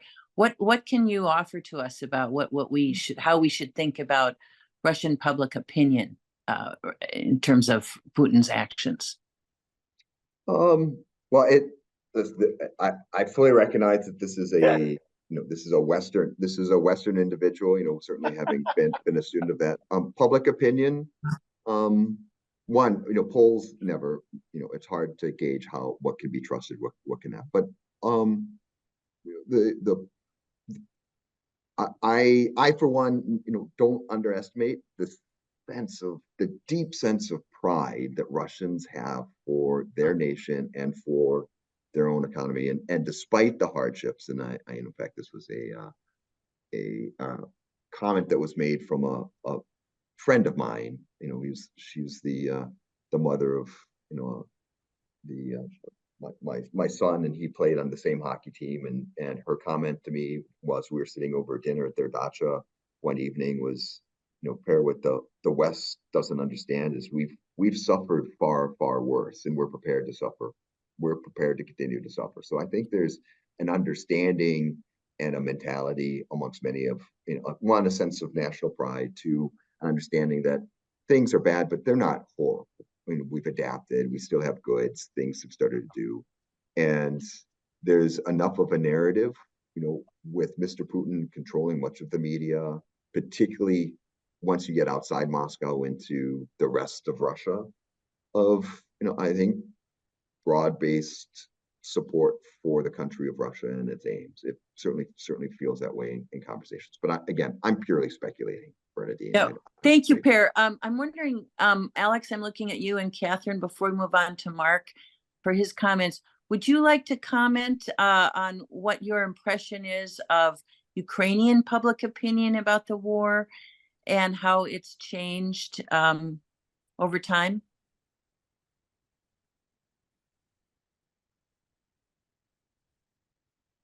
Well, it's a really good question. What can I say? Just as remarks to the points of my esteemed colleagues, surely the public opinion in Ukraine was and still is with full support of Ukrainian government and in person President Zelensky because really he just made unprecedented evolution from the former comic actor to the leader of nation, right? But also, it's necessary to indicate that a percentage of the variety of public opinion in Ukraine concerning the main results, we should emphasize that such a change just occurred in Ukraine during this more than 2.5 years of war. What I'm talking about, in 2022 and even in 2023, you know, the absolute majority of Ukrainian population, just more than 80% of Ukrainians, or maybe even more, strongly advocated the official Ukrainian position concerning the possible results of the war. So only the borders of former Soviet Union of 1991 and no any exceptions. So Crimea is Ukrainian, Donbass is Ukrainian territory, to say nothing about Kherson, Zaporozhye, and so on. But you know, due to the fact the war is continuing, and you know, I am even feared to discuss the total number of victims in Ukraine, because really statistics usually varied, but to my regret, nobody trusted in official Ukrainian figures that the total number in the mid of this year was little more than 30,000. Excuse me, it's at least 10 times more and even more. So my point is that actually even due to the official Ukrainian polls, I hope all of us understand that really during the war, any kind of censorship, it's necessary in any war-torn country, right? It's obvious. But even in Ukraine, just change in public opinion appeared. So as per the last polls, yes, the absolute majority of Ukrainians still believe that Crimea is Ukraine, Donbass is Ukraine. But from around 90% or little less than 90%, such a majority transferred to little more than 56-57%. You understand? So really more and more people, due to the war troubles, due to the, excuse me, every day's cuttings off of electricity, of water, to say nothing what will be during the winter with heating and so, right? So more and more people just started to be ready for any compromises, either possible or even not possible. Because, excuse me, I can testify personally that in case during the winter, you even some days will not have a heating, you know, it will be not so good, at least, right? And that's why, yes, while in general, public opinion in Ukraine still was and still is definitely the composition of this bulk, of this majority of population, unfortunately, started to be less and less. So more and more people, at least in theory, are ready to discuss any possible territorial compromises in response, just, excuse me, to start again the more or less normal style of living. Mhm. That is the point. Yeah, thank you, Alex. Catherine, I see you nodding. Did No, you no, have I have anything you'd like nothing to add. Let's move on for now. Later, I'll pitch in. Very Thank you so much for giving me a chance. Yes, thank you. So good. Per, that was a very helpful overview from your perspective. And it's clear that your long experience there has really given you a very informed perspective on what's going on. We're going to turn now to our next panelist, Mark Jorgensen. Mark is also a member of the board of East-West Connections. Thank you for that role, Mark. He's a former Foreign Service officer like me. He's retired recently, just in 2021, after 24 years of service. His most recent assignment was as the management officer in Minsk, Belarus, from which he was kicked out by Lukashenko during the shutdown of that embassy there. Mark also served in Russia, Malaysia, South Korea, Uzbekistan, Senegal, and Moldova. And so he speaks not only Russian, but French and Korean as well. And he's been back. He's had a hard time staying in retirement. The State Department has called him back to Belarus and to Armenia.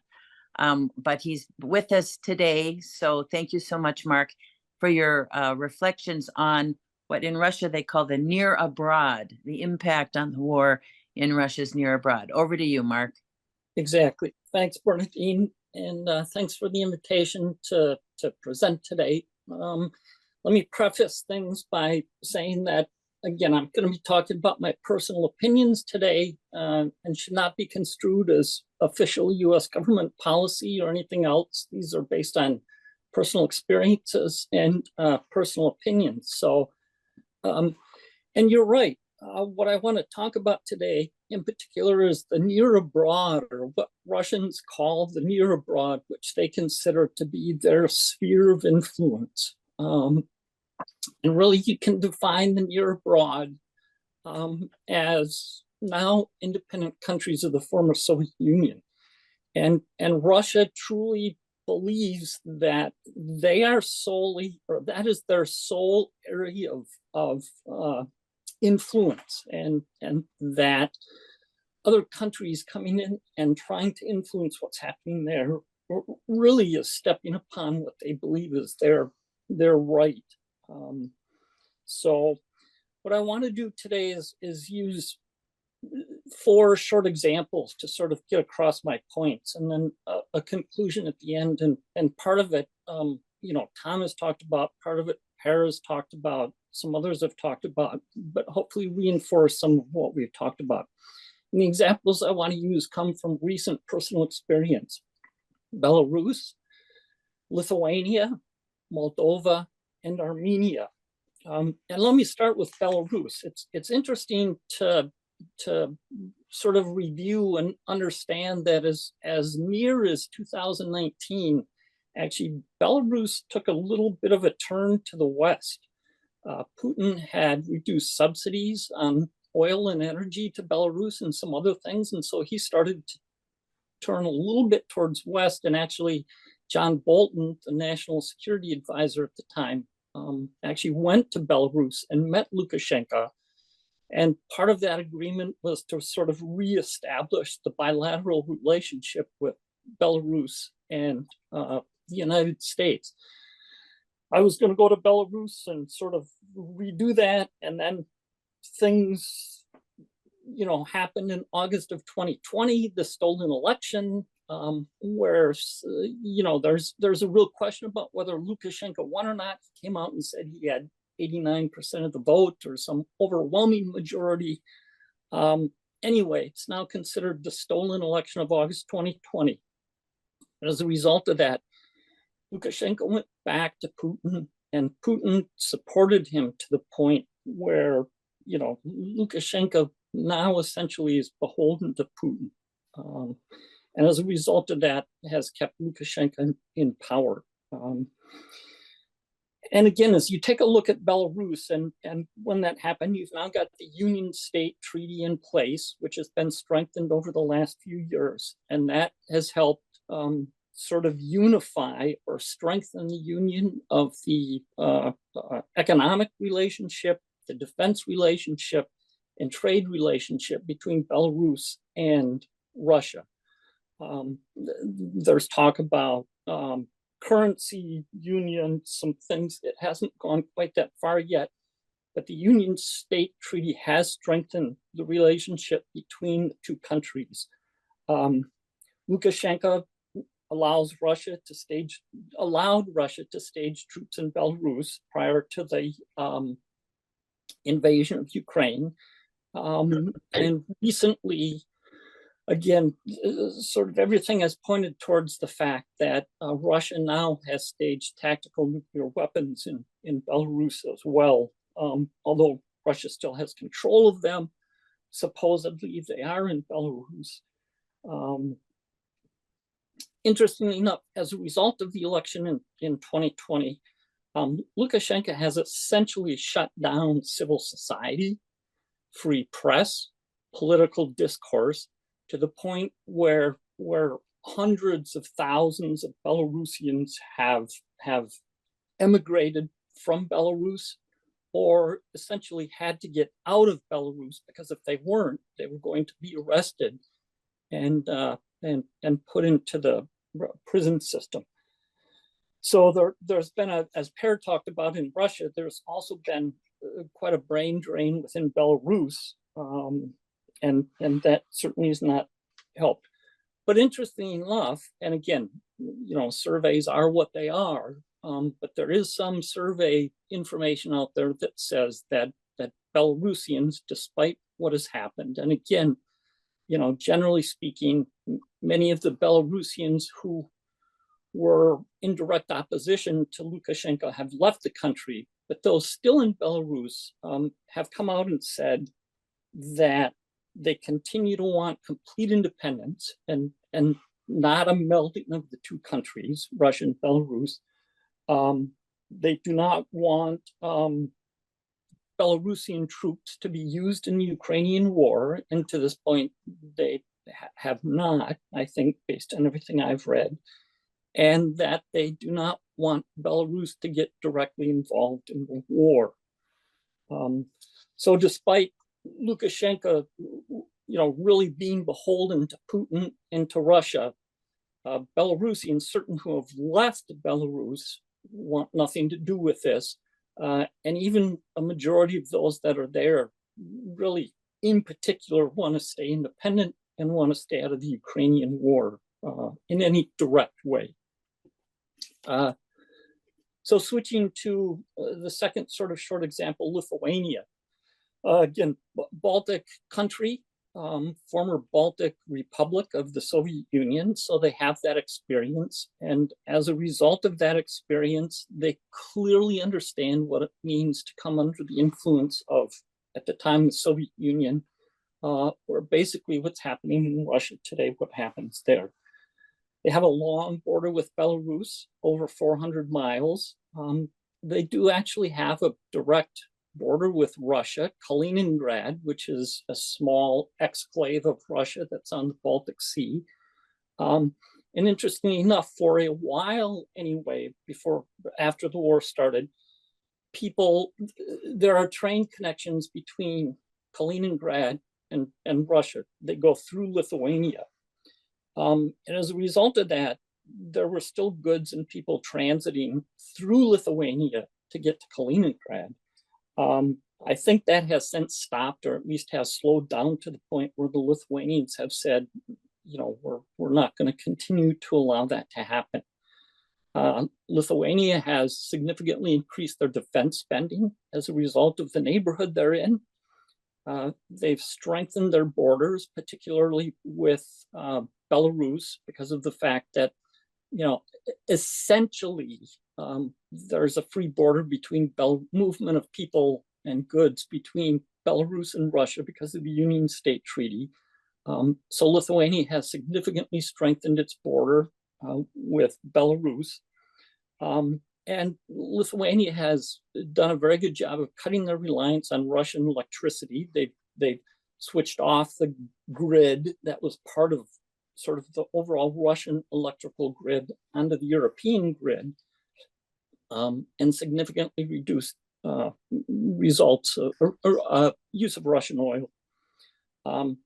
And as you read press, as you see things happening regarding the war, you find that Lithuania is actually one of the strongest voices for Ukraine and for continuing to make sure that Ukraine has the resources they need to win this war.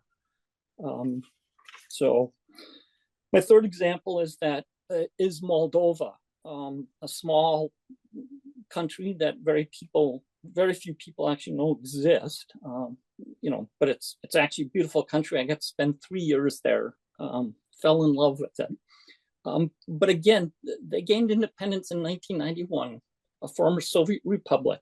But even after gaining independence, they were almost wholly dependent upon Russia economically because of the ties between the two countries, the ties between the now two countries, but formerly part of the Soviet Union. In 1992, there was essentially a small civil war in Moldova. And as a result of that, there was a breakaway republic called Transnistria on the far eastern side of Moldova, bordering Ukraine, that was established with Russian peacekeeping forces. Russia came in and sort of negotiated part of what was happening because of their influence there. There are still 2,000 Russian troops in Transnistria, which is technically a part of Moldova. Nobody has actually acknowledged that Transnistria exists as a separate state, even though they've claimed independence. But there are still 2,000 Russian peacekeepers in Transnistria or Moldova, again, along that border with Ukraine.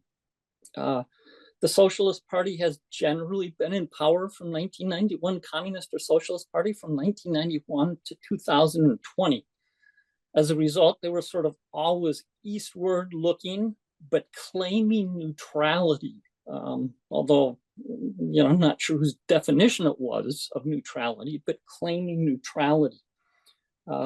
Maya Sandu, who's the current president of Moldova, was elected in 2020 and is very pro-European. I think understands that the future of Moldova really is westward and westward looking, and has pushed European integration. In fact, Moldova is now a European candidate country, which they gained in 2022. And that might have actually been at the same time as Ukraine. I'm not sure about that, so I better stay away from that. But and anyway, but as a result of the war, hundreds, thousands, tens and thousands, hundreds of thousands of Ukrainian refugees came across the border into Moldova, and many are still there. And the Moldovan government, with EU help, with UN help, continues to support those refugees, and as they sort of start to integrate into Moldovan society as time goes on. So interestingly enough, there is a presidential election coming up in shortly in Moldova, and part of that presidential election also includes a referendum on formally joining the EU. So it will be interesting to see what happens with that referendum, that formal referendum that takes place. But as a result of the presidential election, the Russians again have continued to increase or try to increase their influence into the election and who gets elected and how things happen, and with the referendum. Several months ago, actually, the Moldovans finally PNG'd over 45 diplomats and staff from the Russian embassy as part of a spy ring. They actually believe that very senior officials within the Moldovan Defense Ministry and maybe some other government agencies were actually Russian spies. Anyway, they have significantly downsized the Russian embassy in Moldova by PNGing 45 diplomats and staff. And again, there are different stories on this. There's an infamous picture, I think it was, of a briefing Putin received that showed that actually Moldova was the next stop for the Russian army after they won the war in Ukraine. And there's still a very strong belief in Moldova that that's the case, that they won't stop at Ukraine. They'll just keep pushing through Transnistria, which they basically control already with 2,000 troops, and take back Moldova. And then the last example I'll use is Armenia, which up until late 2023 was generally a pro-Russian government. It's a horrible corruption in Armenia, but generally speaking, a pro-Russian government. In September of 2023, Armenia's next door neighbor, which there have been long clashes going on, invaded Nagorno-Karabakh, which is a little arcane, but it's an exclave that's in Azerbaijan, sort of made up of there are many Armenian citizens that are there, and it's always sort of had a pro-Armenian government. It declared independence from Azerbaijan, and Armenia supported that. Well, in September of 2023, Azerbaijan essentially sent the military into Nagorno-Karabakh to take control of it, which they did very quickly and very shortly. But interestingly enough, the Armenians asked Russia to intervene in that because they were theoretically the peacekeepers again in that area. And Russia essentially just didn't respond. They didn't even really say no, they just didn't really respond. They allowed Azerbaijan to take over control of Nagorno-Karabakh. As a result, thousands, again, tens of thousands of Armenians, refugees who lived in Nagorno-Karabakh had their whole lives in Nagorno-Karabakh, came into Armenia, flooded into Armenia, and has caused major concerns within Armenian society, within the Armenian government. And as a result of that, they've sort of started to reevaluate the relationship with Russia. And they're starting to look a little bit more westward, understanding that they just really can't trust Russia anymore. And again, Armenia is an interesting place because it still, has basically, although it doesn't border Russia, it has an open border with Russia, and you can get back and forth, travel back and forth freely from Russia. So again, tens of thousands, as Per talked about, tens of thousands of Russian folks who were leaving because of the war ended up in Armenia. Again, as Per mentioned, they tended to be younger people, tech-centered, much of a brain drain, who have now settled in Armenia. And I had a chance to meet and talk to a number of them, just kind of out on the streets because there are so many of them. And a lot of them now just plan to stay. They don't plan to go back to Russia. Seeing what's happened and understanding the long-term consequences of what's happening, they just don't plan to go back. They don't have to work-wise. They can continue to work remotely and still get paid fairly good salaries and live pretty well in Armenia. So I say that because, that's happening in Armenia. I think Per mentioned it, but I suspect that's happening in a lot of other places. And as Per mentioned, that's a brain drain that will take a generation to recover from, if ever, that has hit Russia. So sort of in conclusion, using those 4 short examples, again, as you take a look at the future of Russia, I think the brain drain is huge, especially, as Tom talked about, that the future is tech, and you're losing that generation of people. It's going to be extremely difficult to recover from that in the short term or even the long term. Again, considering that Russia considers the near abroad their sphere of influence, I think the countries within that area are beginning to realize that maybe they can't trust Russia as much as they have in the past, and that Russia may not necessarily be their friend. So again, I think, you know, again, assuming that Ukraine wins the war, I think, as Per mentioned, there are long-term economic consequences as a result of some of this, but I think Russia has lost friends along its border, and as a result will become even more isolated in the future, you know, once this war is finally over. So with that, I'll turn it back. And Yeah, super. That was just terrific, Mark. Thank you for those illustrations. I'm really tempted to dig in, but I want to make sure that our esteemed fearless leader, Todd, has the chance to fully share his reflections with us. And so I'm going to turn now to introducing him to our audience, although he probably is a man that needs no introduction. Todd is the chairperson of our East-West Connections. For 35 years, he lived and worked in Russia. He's been a teacher of urban affairs and sociology at the University of Minnesota. He was the weekly analyst for the presidential newsletter for many years and in the Russian press, and has lectured widely across the world. Thank you, Todd, for gathering us today. And we're eager to hear your reflections on the impact and role of Russians' worldview and culture on its future. Thanks, Bernadine. My first reaction is, after listening to the speakers today, I wished I could take a class from each of them. And because it was incredible and it raised a number of issues. On the issue of public opinion, in Levada, which is probably the best, closest thing to a Pew or a Gallup in the United States, if you ask and give a negative response or say anything negatively about the war, you face 15 years in prison.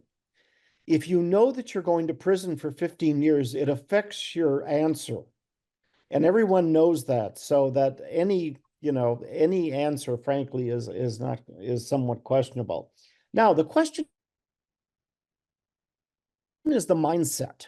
And I'll talk a bit about the mindsets of Russians, because quite frankly, that mindsets become either a channel for growth or a limitation upon your beliefs. And the Russian mindset depends upon whom you speak with. Now, whether they express it is a different issue. But the idea of if you have money in Moscow, you still go to theaters, you go to the cafes, you have a normal life, and life is good. If you're middle class or lower and you've been depressed in terms of economics, you have a totally different view of the world, but you're not going to express it publicly. And so as somebody who, in our family, we speak to our friends there almost every day. It's interesting having the discussions. My best friend, who's a public official in Russia, is pro-Putin, and discussions have become very difficult, to put it kindly. So the question is, this all fits within a context that Tom has basically raised in terms of the trends and the patterns that are happening. One of the things that happens is that, as you can note from the discussions today, on both sides, this is not a very optimistic process. We are not optimistic. I agree completely with Pierre on what he's talking about. There's a sense across the world that's what's called the crisis of crises, that we've had so many crises going on at once that most people at a certain point basically start to ignore this because they want it to go away. And a lot of people in Russia don't want to talk about it. So what we start to see is that we're watching a process of a sense of lack of control over the future, which is a terrible thing for Americans because we always believe we control and we were good. So the future of the world is going to be good because we were good and that's what we were taught to do. And so the issue is not just the idea of Russia and Ukraine. It's the idea of a mentality and the sense of hope and the potential for depression and the sense of saying the hell with all of it that's going on across the world. Now, let me start making some of my other comments that we find ourselves in a form of a new Cold War. We fight a proxy war against what we assumed was a known enemy. We have misjudged Putin for years, not understanding that we lost an opportunity for change because we failed to recognize the Russian mentality. We failed to understand history, the impact of geography, the reaction of cultural pride, and the concept of time. We failed to see that a short-term period does not balance a millennium of territorial conflict, a suspicion of mistrust, a belief that power was based on force and not a set of rules controlled by others. For the Russians, they've been surrounded by people who've been invading them for 1,000 years. And you're supposed to say, okay, now we're all friends and we trust everybody. It doesn't happen that way. The war in Ukraine will eventually end, God willing, soon. The fighting will extend for years, and not as a set of rules controlled, and basically not as a set of rules controlled by others. What we're seeing is that the war will officially be declared settled. It will continue in different forms. We have a zero-sum mentality that winners and losers are the result to action. We're going to be wrong. This is a war without winners and losers. Both Russia and Ukraine will suffer long-term demographic, economic, and political consequences and will not fully recover for decades at best. Russia's been surrounded by military enemies seeking control of their land, resources, and people for the whole existence of the people whatever you call the Russian people, going back, and frankly, Kiev existed years before Moscow did.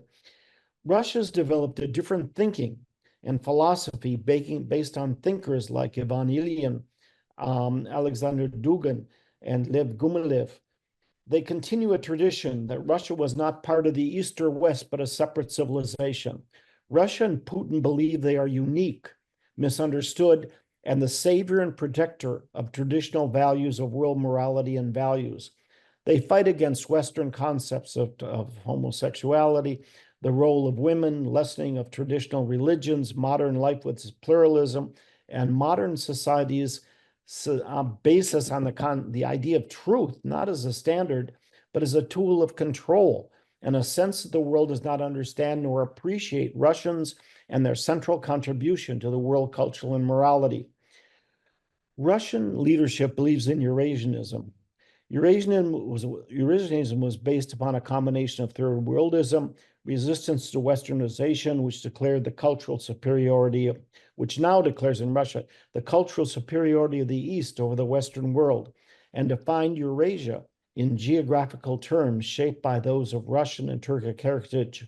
It followed the ideology of Emperor Nicholas I, who made orthodoxy, autocracy, and nationality the official imperial ideology, seeking to unite the many ethnicities of Russia through Eastern Orthodox Christianity and anti-modernism. It opposed Western values of liberalism, capitalism, and modernism.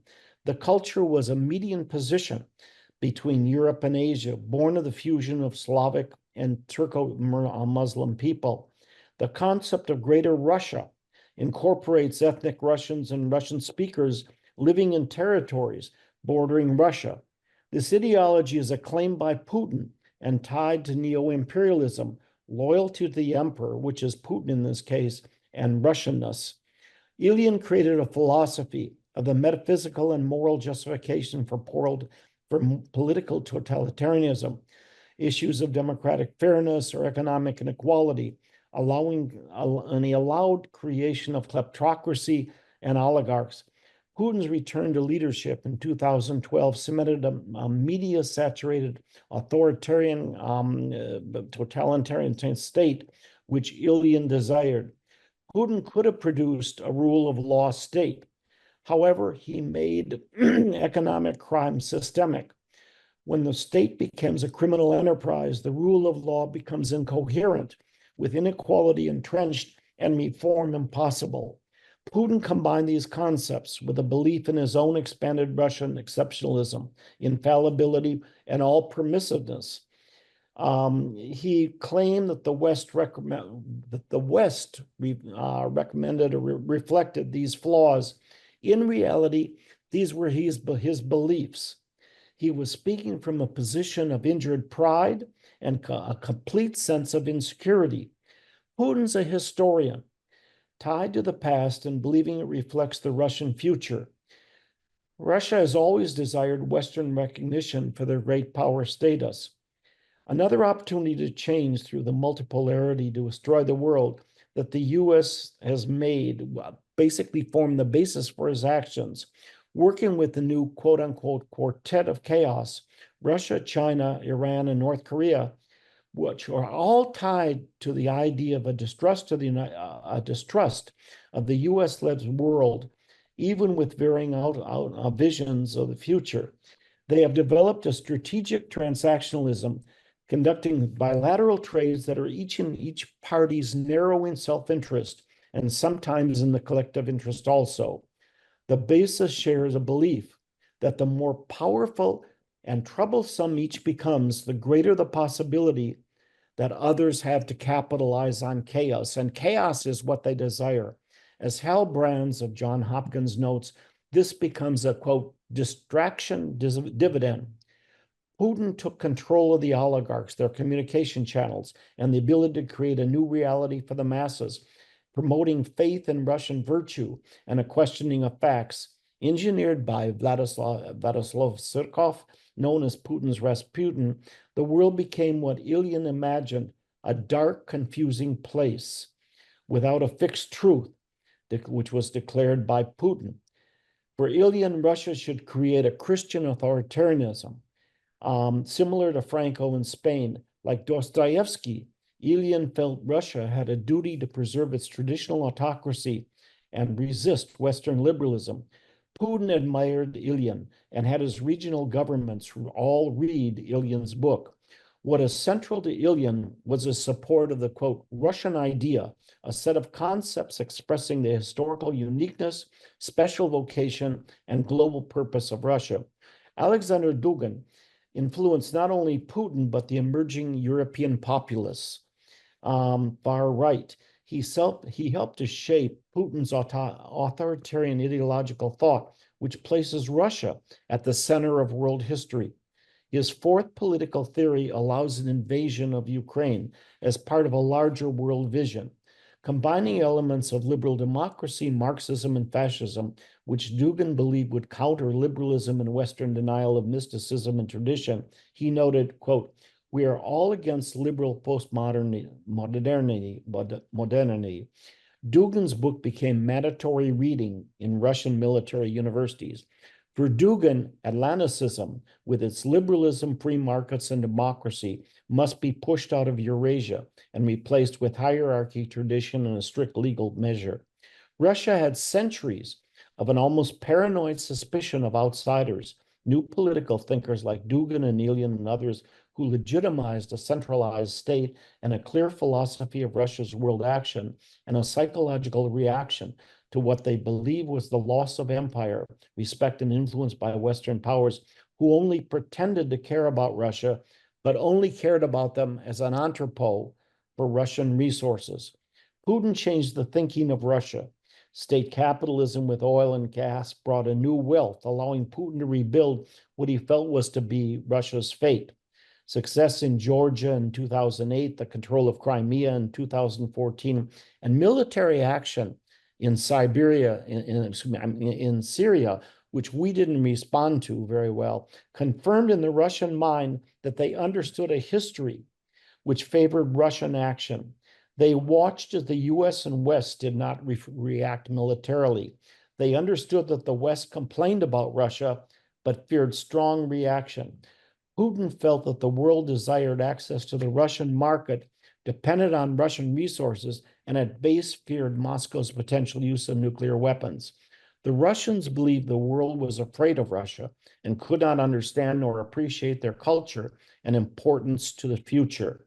Ukraine was declared a non-country, and Putin, decided to take the next step in what was assumed to be a 3-day war. Putin was sincerely surprised to the reaction of the West in Ukraine. Russian oil and gas was declared to be superfluous to the world with alternative sources sought. Sanctions begin a long-term process of dismantling of the Russian economy. Now, that's where we are today. Russia depends upon a growing European shift to the far right, American political division, and a belief that Western war fatigue will eventually support a Moscow victory. Reinforcing that belief is the belief that America is a spent force in the world and currently, that the arc of history favors the teaching of Ilyin, Dugin, and others.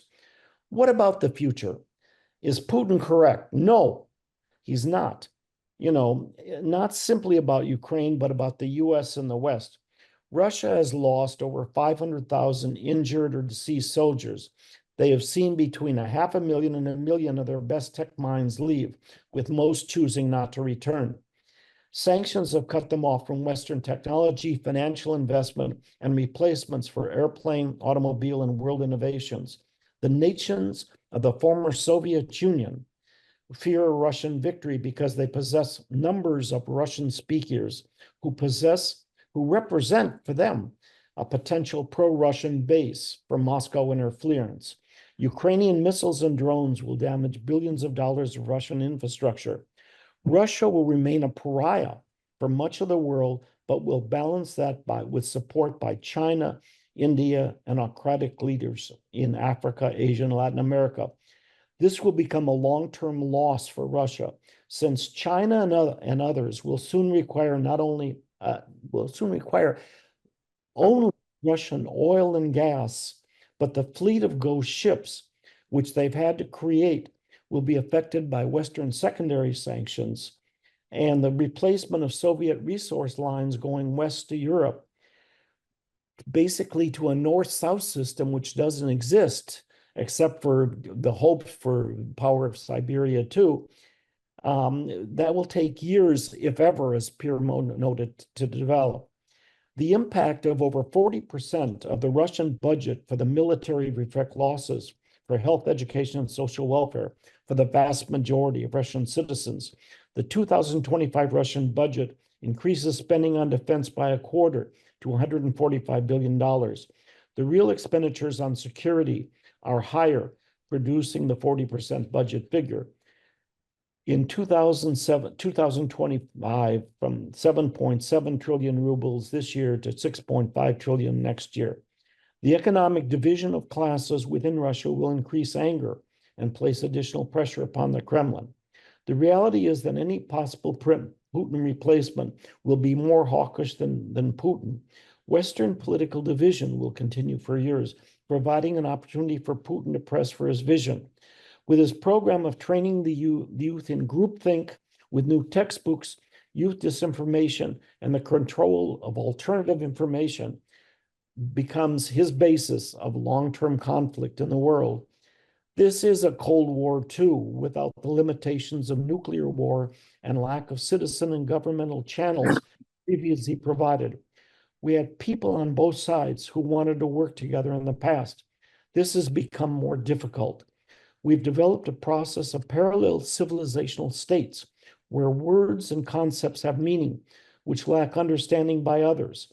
This was a war of choice by one individual. Putin reflected centuries of belief and misunderstood the lessons.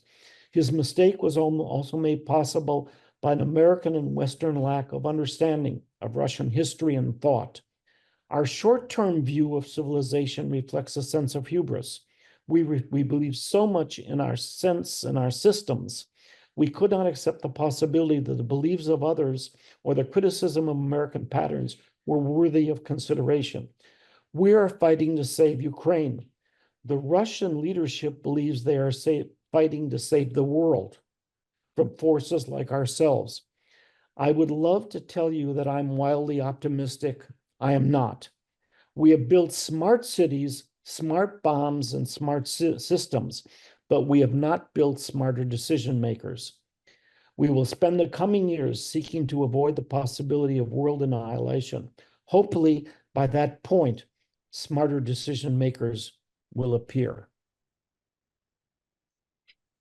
Todd, let's hope that those smarter decision makers are here amongst us today. I and our hope so. Analysts and our That's what we audience. hope. That's the reason of East-West Connection. Yes, that's the point. Yes.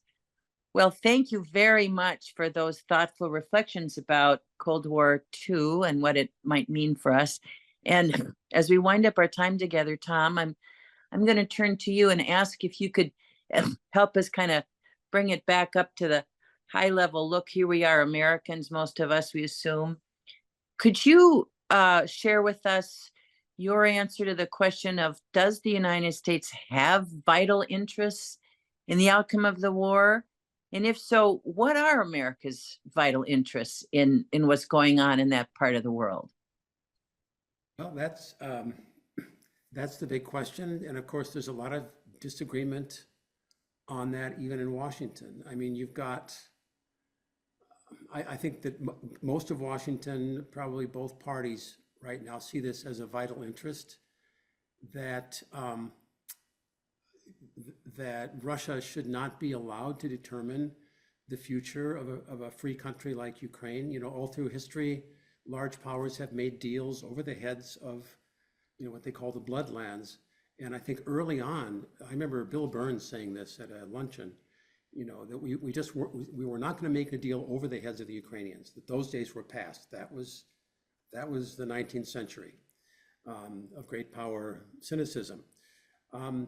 And so, you know, the problem is that I think that we're coming into a situation where we have an ends and means issue. You know, great powers decline when they get their ends and their means out of whack. And, you know, we're trying to have guns and butter without funding it.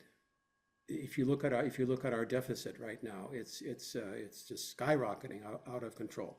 Yeah. So I think we're entering a period now where we're going to have to actually think harder about what our interests are and start prioritizing. Because right now, Ukraine is a huge interest, but then so are many, many, many other things.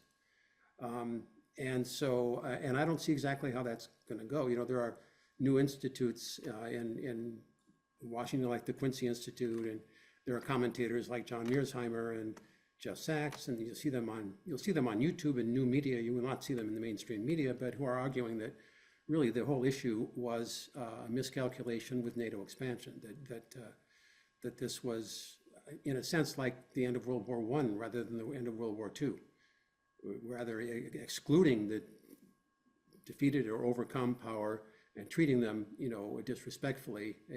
We learned from World War I, and in World War II, we incorporated our allies right away into new structures. And there was a moment, you know, in the 90s when that might have been possible. I think Bill Clinton's decision in 1994 was fateful. That got the process underway. You know, Washington was very divided then, and it's divided now on how much further to go. So I think the question of what our national interests are in Ukraine is really up for debate now, more than it's been, and we're going to see this going forward. You know, it's many people will say that if we kind of cut a deal now and let the Russians get away with a certain impunity, it's going to send a bad signal, you know, further afield. For instance, like to Taiwan, because clearly in Washington right now, the main focus is China. And all these issues are subsets of relations with China. And so I think many people see Ukraine, faltering in Ukraine as sending a very negative signal more broadly toward, say, China and other, you know, but it's a little bit like the old theory in Vietnam, right? If we didn't stop, then that would send a signal. It's the dominoes. The same domino theory. Domino theory, yes. Well, and it's certainly true that Russia and Putin and before him, others in Russian leadership have been clear about the red line that Catherine talked about, that they've certainly made clear, you know, very explicitly that the NATO membership and the non-alignment, the formal non-alignment of their near neighbor is just a bridge too far that they won't brook. It shouldn't be a surprise to us that this is the red line. Security dilemma. It's the security dilemma which always plagues World Trade. So Catherine, please, Catherine, go ahead. She's muted. You're on mute, Catherine. You're on mute. Thank you. First of all, I agree with Todd. We could take a class from everyone here and learn a lot. Thank you very much. I would like to make just a short argument in favor of a white swan. You know, we talk a lot about the black swan, the bad news, the unexpected bad accident or incident. And we have heard plenty about this today. Now, I don't know if some of you saw the remarkable interview of Kara-Murza, the famous political opponent who was freed recently on 60 Minutes last Sunday. And Kara-Murza ended very well by saying there are thousands of us Russians, and we are also Russians who are today fighting for changes in Russia. And I went and I read his articles, his essays now published, which were editorials in the Washington Post. And in one of them, Kara-Murza says, even change for democracy might come very quickly. And I remind you that even during the thaw, none of us thought that a Gorbachev could appear. And Condoleezza Rice, a very conservative person, praises Gorbachev in one of her books for helping end the Cold War. Whereas in this country, we still have a very old-fashioned view that the US ended the Cold War, which is simply not factual. It took many people to end the Cold War. And in my reading, and I'm publishing a book next year on this, we find that even during the administration of a predecessor of Gorbachev, there were people thinking quietly about changes. So what I am asking us to do, as well as registering the black swan, talking about it, is to keep open the possibility for people who will act constructively.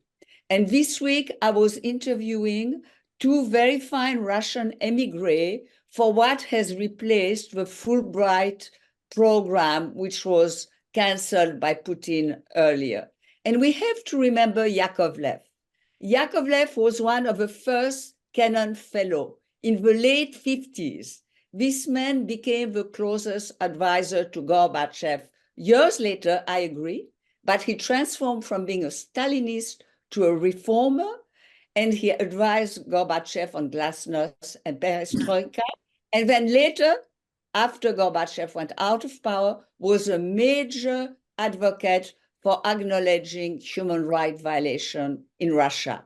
And he's a hero of no less a critique than Masha Gessen, the well-known American-Russian journalist. And he's really a hero of hers, and she writes extensively about him. So I would say let's keep open the possibility also of the white swans.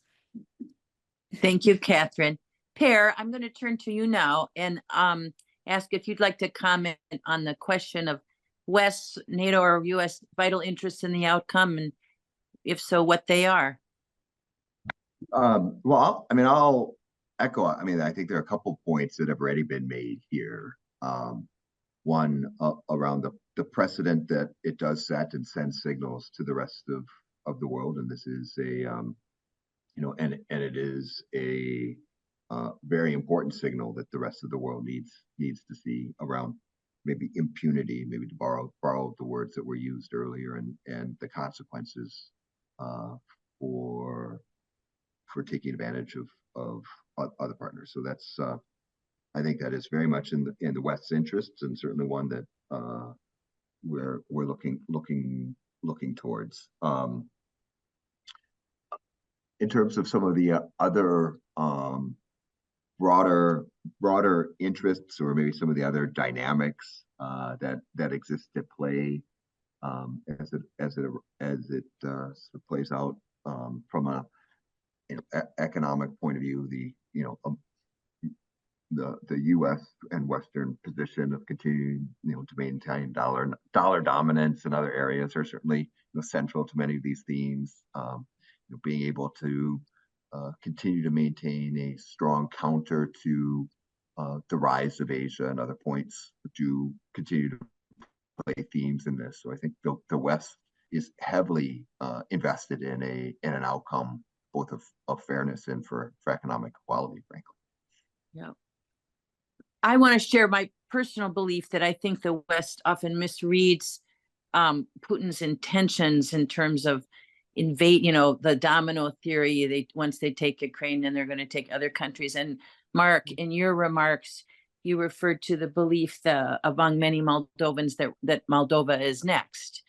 And would you share your personal opinion, Mark? Do you believe that Putin has designs on continuing his invasion west into Moldova and other countries in the former Soviet Union? So I think I would have had a much stronger opinion on that sort of prior to the problems Putin has had in the war with Ukraine. Again, I thought when he thought it was a 3-day war, Moldova would have been a several-hour incursion.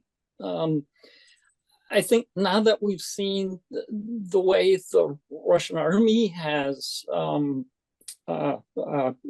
in this war and the problems and the challenges they have, I think there's a rethinking of that. But as you take a look at those near abroad countries, again, going back, I just think those countries are beginning to understand that they just can't trust Putin and can't trust Russia under the current administration, the way it's working.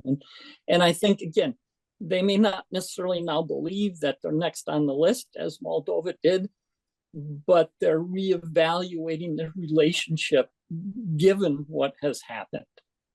Yeah, thank you for that. Alex, I wanted to ask you from your perspective, you have a very unique perspective with us today. Again, thank you for sharing your experience and perspectives. And I'm wondering what thoughts you might have for our other panelists and audience about what is the most constructive role that the West could play in the near and longer term? Probably Mr. Winston Churchill will be better expert instead of me, right? Because when he wrote his 6 volumes memoirs about the Second World War, he tried to explain what was happened with Europe and with the whole world in 1930s.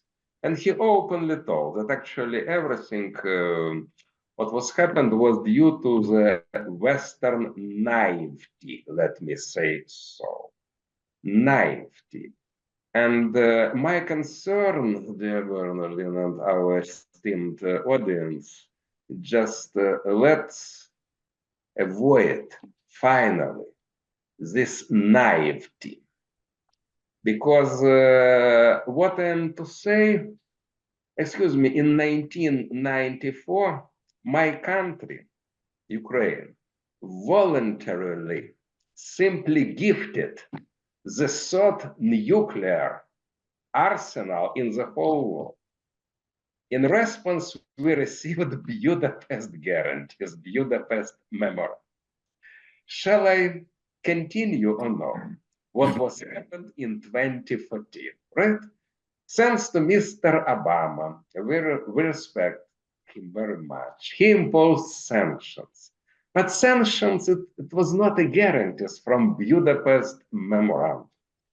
Then actually, the second act of naivety continued. Remember, please, all of our talks before 2022. Putin never attacked Ukraine, forget. It's nonsense. No, it's Russia, Rashka, forget. Persons who know Russian, Rashka, just a little bit humor, just the expression of Russians. Excuse me, Putin did. But now, I'm honest with you, I'm fear a little bit. Do you know why? Because now, I'm just started to listen another one talks. Okay, Putin never will use nuclear weapons. My dear friends, take a look on the previous series of 9. That's why, indeed, I have all of the reasons to agree with my President Zelensky. Even Zelensky, who himself banned for Ukraine to have any negotiations with Putin, finally, some weeks probably ago, finally assumed to announce, to declare that in case the direct peaceful talks sometimes will start, he will be ready to speak not only with the devil, but even with Mr. Putin. And in this case, only what I'd like to express that just let's try to be realists and let's avoid next portions of naivety, right? Because the price of this naivety becomes too huge for my home country. Thank you very much. So no white swans. Listen, before I turn the mic over to wrap us up for the day to Todd, I just wanted to invite if any of other of our panelists, hello Paul, wanted to comment about, have any final thoughts about the most constructive role that the West could be playing at this point in the war.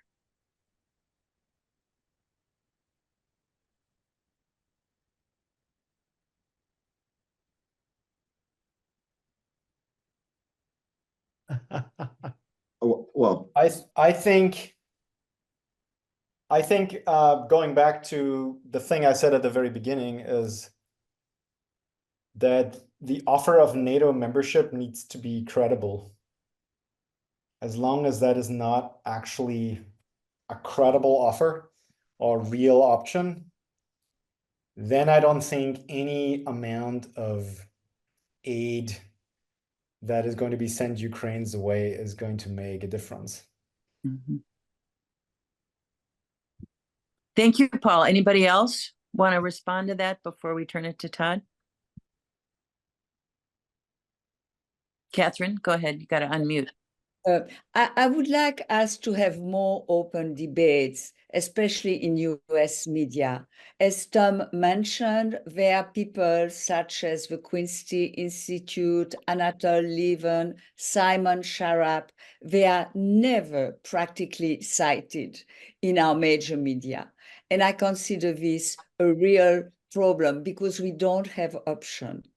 Personally, and I may be totally wrong, I would like the West to support President Zelensky and others in negotiating. I would like some truth to come out. For example, the majority probably of Crimean people do not want to go back to Ukraine.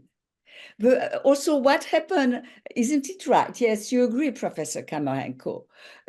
So we are not taking sides, but we need to bring all the complex facts to the attention, not only of our decision makers, but of people like me who have no power. Yes, and I would ask for that, let's write to the media, let's include those people, Todd, Tom, you have forum, let's invite them, let's bring those alternative visions. Thank you, Catherine, and hopefully today's seminar will help some degree with that.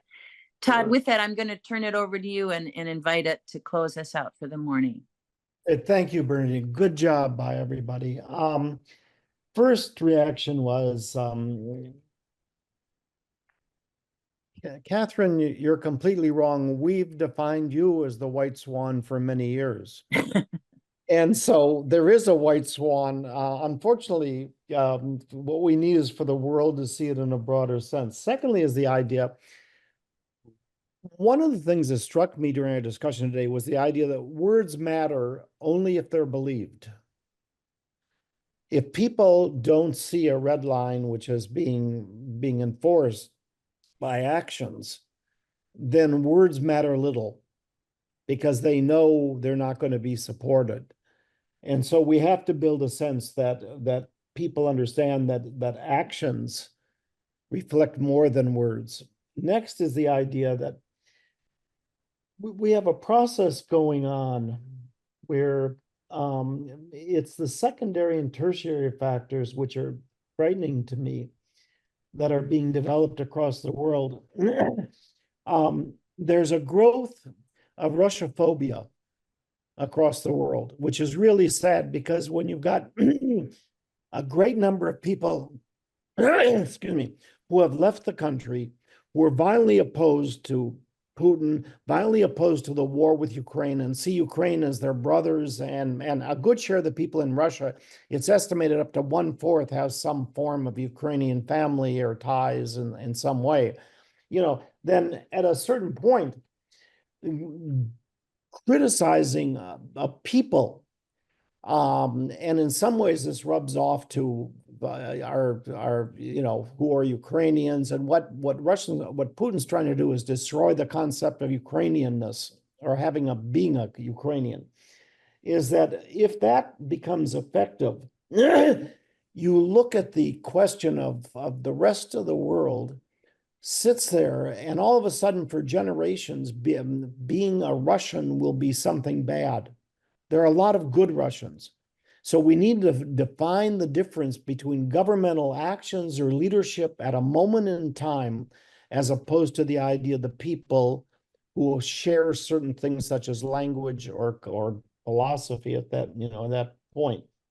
That's the first point.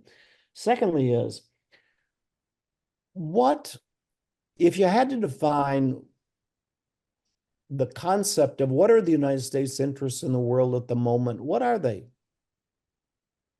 You know, if you went to different countries, they'd ask two questions.